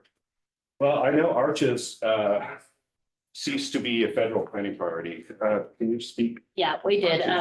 There's an organization that works with both Caltrans and the BIS. And they helped do a request for information for the Reading Area Bus Support Authority, and we participated in it and received that information back. If you're interested in that, we can share it. The information for The RFI. So what were we asking for information about, I guess? Like who would be interested in participating? What types of like capacity of hydrogen we might need in this region to. Like a distributor or? Many pieces of customers they would have and reaching out to local entities to see how many customers there might be. Transit manager on their end could give an update to where they're at with their fleet transition and what hydrogen they think will fit in with that as well. So just to answer a quick question. John, if you want. Yes. Careful of that for the end. Yeah. So with the Caltrans grant, we hired DKS Associates to do a zero emissions implementation plan.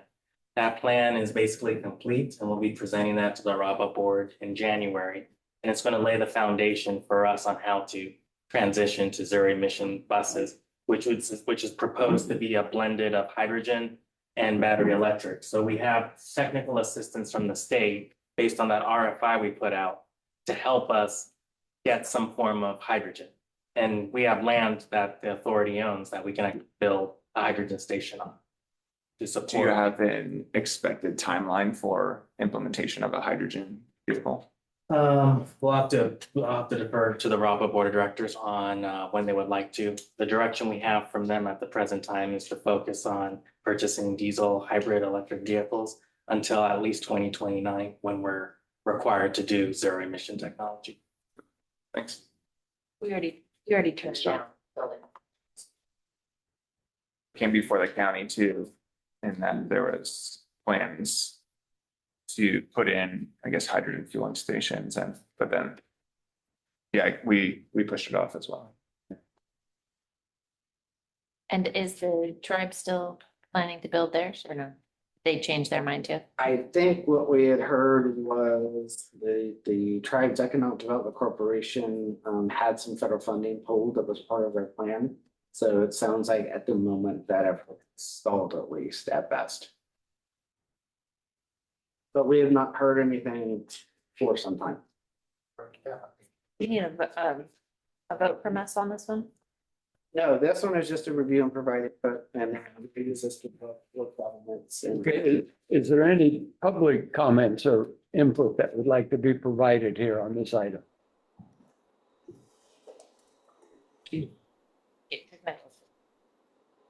I don't Yeah. have any. 13. I don't have any. Chair Watkins? Okay, there's none online. No.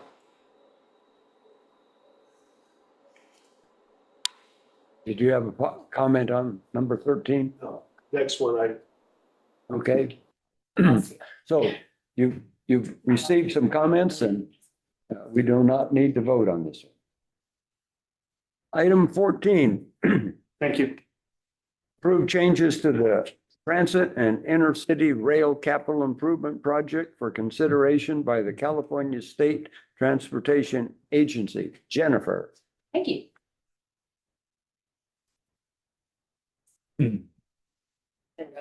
Yeah. Okay, so we have been, yes, my name is Jennifer Paulum. I'm presenting item number 14, which is approving changes to a pretty old 2018 grant award.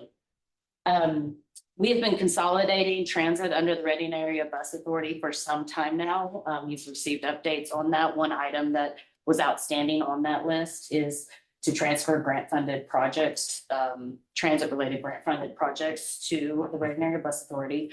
So with this recommendation, we're asking for two things: to change the scope of work for the grant application, the 2018 grant award, to be battery electric vehicles, not specific to motor coaches. There's a letter included in here from Motor Coach Industries, also known as New Flyer. It's a partnership, I think New Flyer owns NCI, Motor Coach Industries, that's saying that they will not be providing battery electric motor coaches. And our many years of review of entities across the state that have received battery electric motor coaches, they will not be able to meet the 165-mile range of the service between Reading and Sacramento that the grant was written for. With that, the Reading Area Bus Authority requested that we change the scope of work to battery electric vehicles. So we're not being specific to motor coaches. And that through review, we might also change the numbers because 2018 dollars are greatly different than 2025 when we purchased them, possibly $67 dollars. So we're looking to change that scope of work. That's the main point of this. There's a large history for you to follow what's been done in the region on this intercity transportation between Reading and Sacramento. If you have any questions, I'm happy to answer them. I think we talked about this at the fiscal one, but what's the change in dollar amount? It will be, it's 8.641 is the award, so that dollar amount will not change. That's how much we have received, will have received. We could increase that dollar amount with vouchers from the state. So if buses cost more, if a bus is battery electric, you can get funding from the state to offset some portion of the cost. That's the HVIP program. So we could increase funding with that, but those are the only options to us. Anybody else? But yeah, I got a little bit. Currently, how many people are getting on these buses? The buses right now go to Chico, and we can provide that's in the Reading Area Bus Authority's reports, and we can provide that information to you. John leaves. He's here. Do we not have that information readily available for me? I do. I would say on average, just being candid, we're carrying about 8 to 10 people per trip. And we do 2 round trips between Reading and Chico. Okay. So the ridership is low.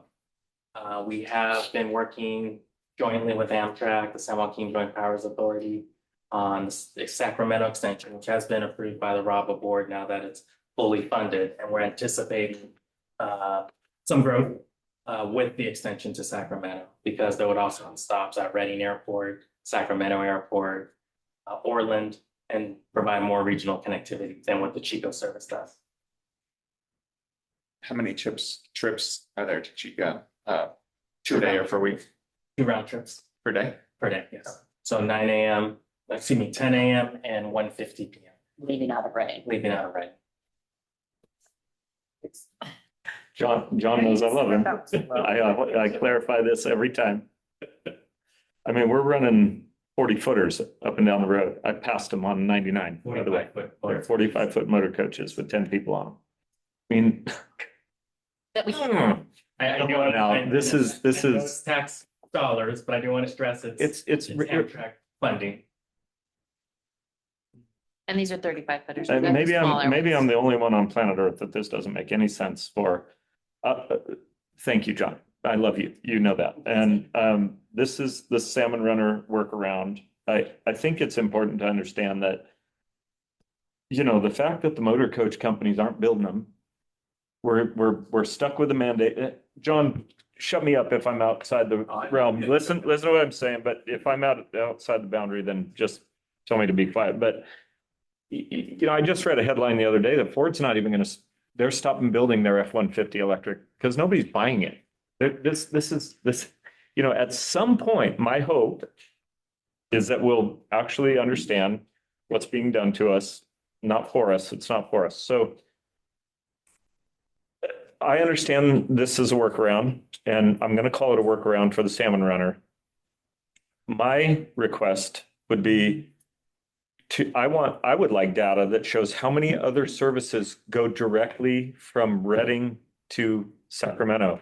I know there's limousine services. They're not big, black, long, sleek cars. They're just vans. There's lots of ways to get from Reading to Sacramento. So I just may add, we did do a survey to understand the market, because this question was asked of me recently. Right. And the only intercity opportunities between Reading and Sacramento is 1 Amtrak train, our 2 Amtrak buses that we run, 1 Greyhound bus, 1 Flix bus. That's not what I'm talking. On the private side, we've not been able to identify any private shuttles, limousines. There are some people. All right, there are some people though who have like Uber drivers and Lyft drivers who have business cards that say that they'll take you to Sacramento for $200, but they're not broadly advertised. Sure. Okay. What is the planned transition from switching from Chico to Sacramento? It's all predicated on the San Joaquins, since they're providing the lion's share of the funding, but we're hoping sometime in early 26. We have monthly meetings, so the service staff does participate in to fine tune that service.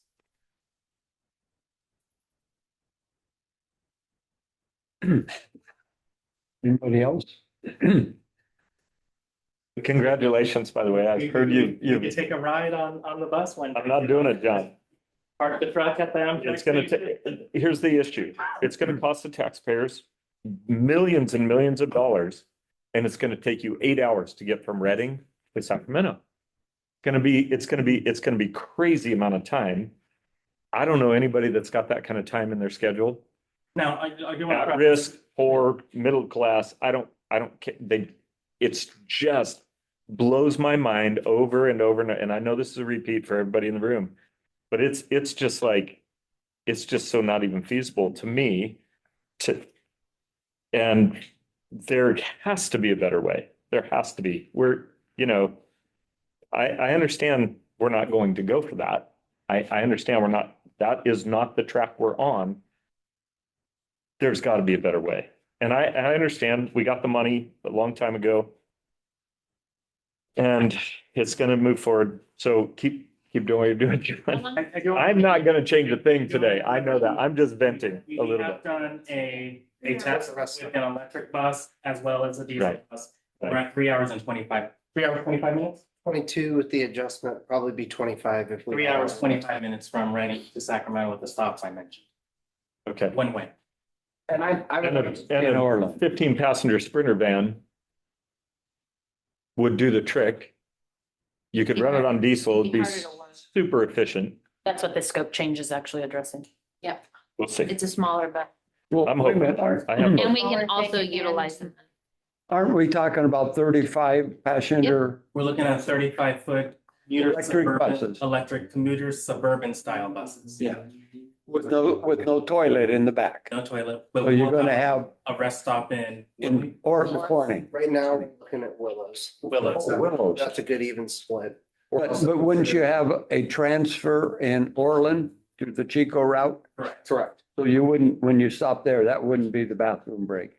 If they really need to, they can. Timing wise for efficiency on it, we figured we'd split the difference in the middle to our passenger requirements for the vehicle size. And that's why we chose Willows. We're also considering that as a potential additional connector out of Willows. The Amtrak team is currently looking at it for other transit connections there. So that might adjust as well because of the fact that they're looking for another connection point.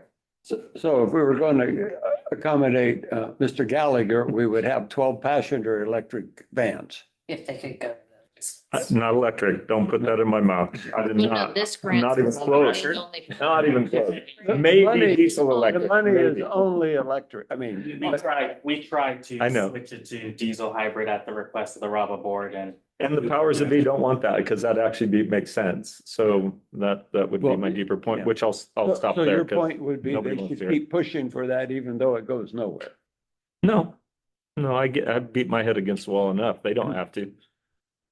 Mr. Chair, I do want to clarify one thing, in terms of a correction to comments made. In terms of time, and we, echo the sentiment of ensuring that any type of intercity bus system is as close to complimentary as it is for an individual, even like myself, who can just get in my vehicle and get down to Sacramento in roughly 2.5 to 3 hours. When Rabble was working with their contractor to look at service and everything, we were initially being told, well, it's gonna be about 4 hours. And we said, no, that's not enough. We need it faster. In terms of trips, there was the need to identify connecting to Reading Regional Airport, which I think is a component for folks on other regions to be able to get on the bus in the opposite direction, come north and connect, fly to Denver or Seattle, other locations where it's more convenient, as well as the other airports. And so I want to say that I want to appreciate Raba's efforts to put more pressure on the consultant as well, to at one point getting the identity of projected service to be roughly about 3 hours and 15 minutes approximately, before a recent thing related to the restroom break issue, which has expanded it. But I would say you're probably getting, Raba has tried to look at getting as efficient as possible within the constraints and requirements that we have to have a service, because they also are doing where they're still waiting at each stop. We've advocated that if in the future, at some point down the road, if there's no riders getting on, there's no point in waiting at those stops, but we'll take baby steps in that direction. We can advocate this as, hey, if we can get to a system where you don't need to wait to confirm there's anyone else that wants to get on, I would say at that moment as an on-demand trip, it's like, hey, I want to be able to get on and I need to get here because I already did my rail ticket, my ticket for the airport or something, and I knew this was stopped in, and it is essentially what I'll call timed. So we hope that there'll be future improvements opportunities there, but I do want to mention that and clarify that the service is not going to take 8 hours. It's roughly estimated about roughly 3.5 hours, which I think for now, for a region of our size and the distance that we're talking about is, I will call reasonable. And More than reasonable. If they can pull that one off, I'll be impressed. I do too. We'll see how it goes. It's gonna happen. I know it's good. I mean, there'll be times, but at the same time, yes. So I just wanted to add that. Okay, I retract my 8-hour comment. Okay, There are 3 staff recommendations before you. okay, I'm going to open up for any public comment. Anybody want to comment on this? Yes. State your name so Amy can catch it.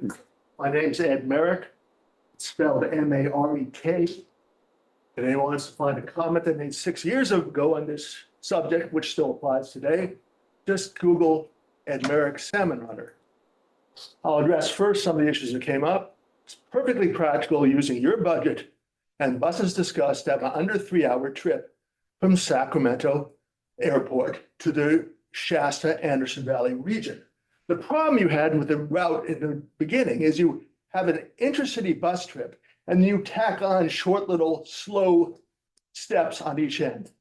It's 141 miles from Shasta factory outlets where the roads diverge to other locations to the Sacramento airport. That's 2 hours and 15 minutes travel time. You put 2 stops at Williams and Orland. Let people use bathrooms at both of them. It's not realistic. You're going to stop the whole bus at Willows for just a bathroom stop? No, you stop for all purposes at the same time. You also allow, you haven't even considered, people are going to want to order food. You've got to have extra time for all the food deliveries that you'll meet at the bus. And finally, what makes all this practical, the reason you have the right bus right in your papers there. It's that drive bus with 173 miles. You will leave Reading or Anderson with a 173-mile range bus, drive 150 miles, and it'll still have 100 miles of range left on it. That's because while you're waiting the 10 or 15 minutes at Willows and Orland, you plug the bus into a charger. This whole project's gone off the rails at the beginning because no one at this transportation agency understands the advantage of electric vehicles. You don't have to drive to an expensive fuel station. I mean, gas stations, they cost literally many millions of dollars, as opposed to under $100,000 for electric chargers. Just collocate the charging, the bathroom breaks, and the change of route. Eventually, you're going to want to transfer point at Williams anyway for the Lake County range. It all makes perfect sense. 5 years ago, you had the solution to this problem, and you just continually refused to accept the reality.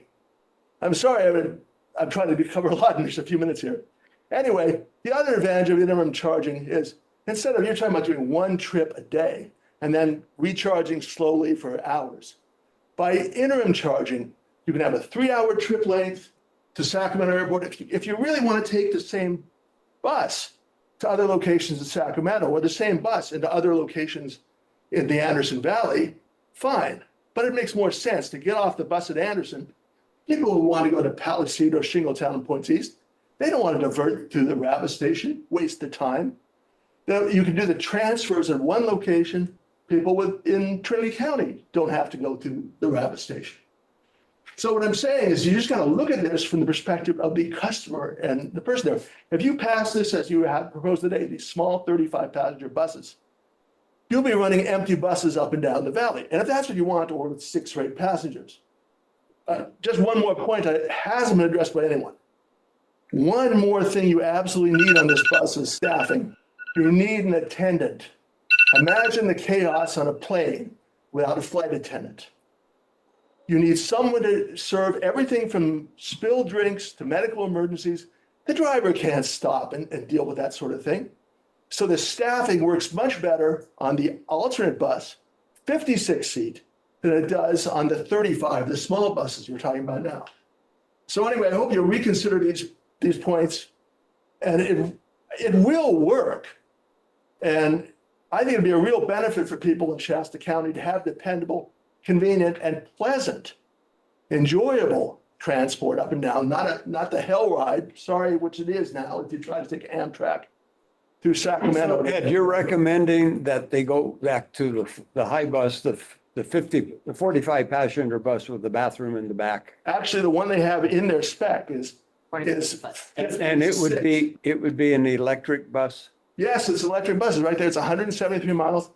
Only the one thing I'd like to say is, I don't know that we really want bathrooms on the buses. That's a maintenance, it costs more, it's a maintenance chore. But to make it those We don't have half, them now, by the way. yeah, they don't exist yet. Yeah, but if you gotta stop if the bus stops every 40, 45 minutes, So, Yeah. so, that really isn't a problem. yeah. So one thing I admit, Ed, is you have been on this since the beginning and I noticed that the summary of the data talking about the salmon runner started in April 2015. And the last time we talked about it was December 2025. So there is a complete history there where we have gone through this. And part of it is there is not a train available and there is not a big bus available yet. And to go to the 35 passenger ones would give an opportunity to test the waters, to look at ridership and who might want to use it. Anyway, Then you're stuck with $8 million invested in buses, trying to amortize the cost of a staff of 2 over a 35-foot actually, that's a 31 passenger bus is gonna be far more difficult than a 57. And you can make it work. It's just not the best solution, is what I say. I think your comment that there ought to be a flight attendant on board the bus is an interesting one and probably has some merit. But anyway, your time is up. And is there anybody else that would like to address this issue? Seeing none, we'll close the public comment period on this. And The staff recommendations are on the monitors and in your staff report. Staff reports in front of you. So we are looking to approve scope changes to the 2018 TIRCP award. Secondly, make the implementing agency the Reading Area Bus Authority. And lastly, to authorize the executive director to make modifications on any comments or concerns from Caltrans, the California Transportation Commission, and other administrative agencies. so if we make the change from SRTA to RABA, then the future decisions on this item will be made by RABA and not this board. Is that correct? That is up to discussion. That's that third item covers that, authorize the executive director to make any changes. I did have a conversation yesterday with the a staff member at Caltrans headquarters, and she did say that if we change implementing agency, it could take a long time. And right now, the Reading Area Bus Authority is really needing new vehicles. We don't want to delay getting the pipeline for the vehicles that we're looking at. And so if it's determined that RABA under contract with CalSTA, the California State Transportation Agency, will take too long of a time, then SRTA would remain, but we would only be in the role of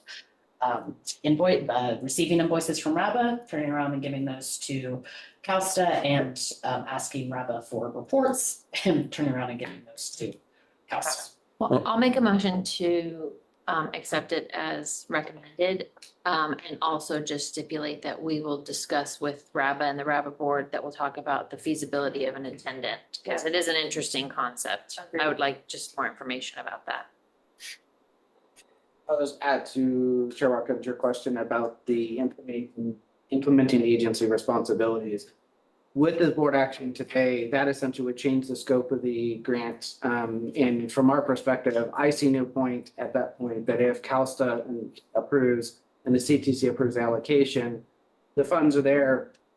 Caltrans should work with RABA throughout after that. There shouldn't have to be where SRTA, because it was originally awarded to us, it still has to be a middle person to provide reporting and other elements, because frankly, if there's any reporting on the requirements required, RABA is the implementing agency. I'd be going to RABA anyways for the information. I see no point in us sitting there in the middle between the state agency and RABA for making that happen, because it's procurement of vehicles. You would develop what the specs are. You go, you wait till it's delivered, and then you would invoice. So Sean, your comments there are covered on the third one, that the executive director has make necessary modification to the scope. Yep.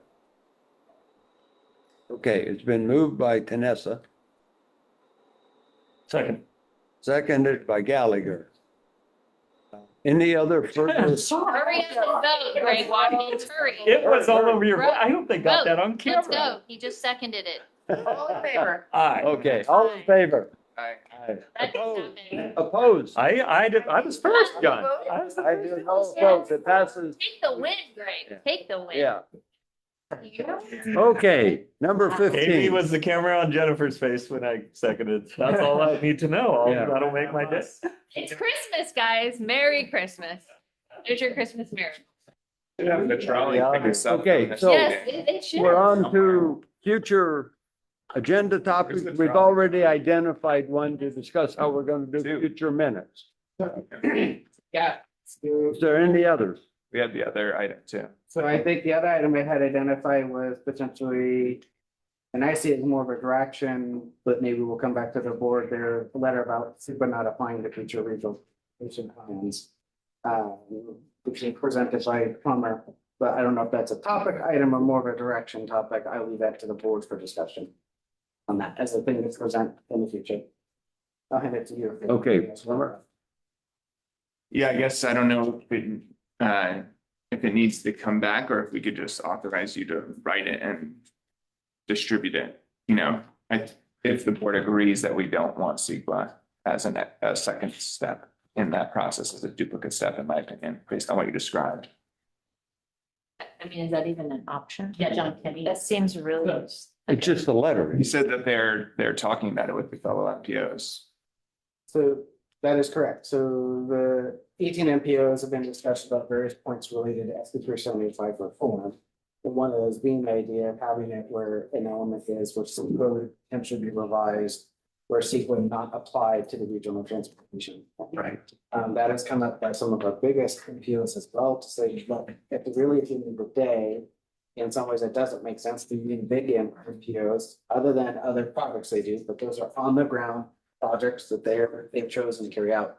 That they kind of don't see that they're planning itself. So I would just tailor it that if there's that consensus amongst MPOs, I'd like it to be part of a more region-wide effort rather than just a standalone. Because you're gonna show that consensus, but I agree with the sentiment. Yeah, and I think, I mean, if you all are talking about it, but no one's kind of taken the lead to say, let's actually There's something out there. put something on paper and advocate for it, then I could see us, and even if you're just distributing that to the fellow MPOs to say, hey, this is something Shasta County's regional transit authority thinks.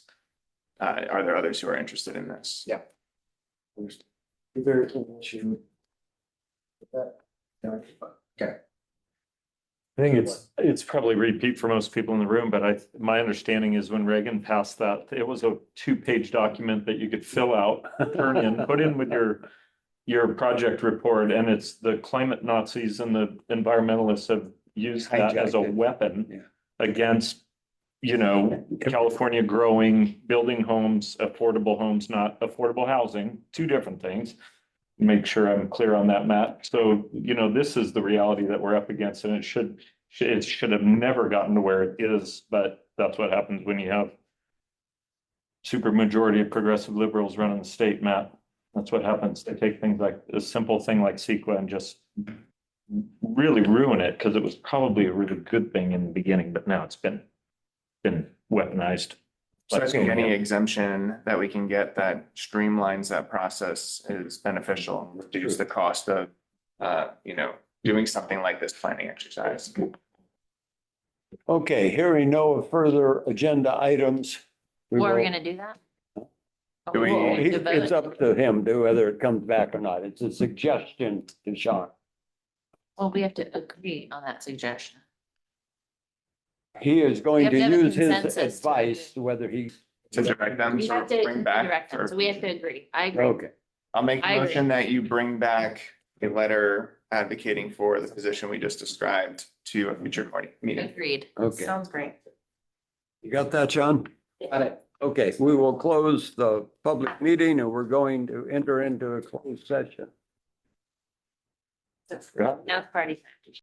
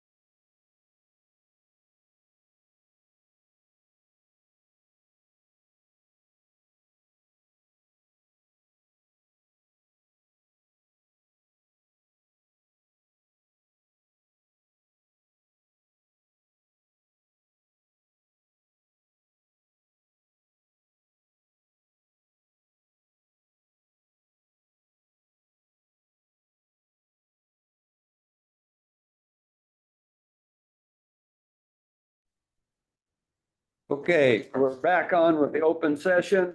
There are no reportable actions from the closed section portion. We're keeping Sean for at least one more year. And we are adjourned.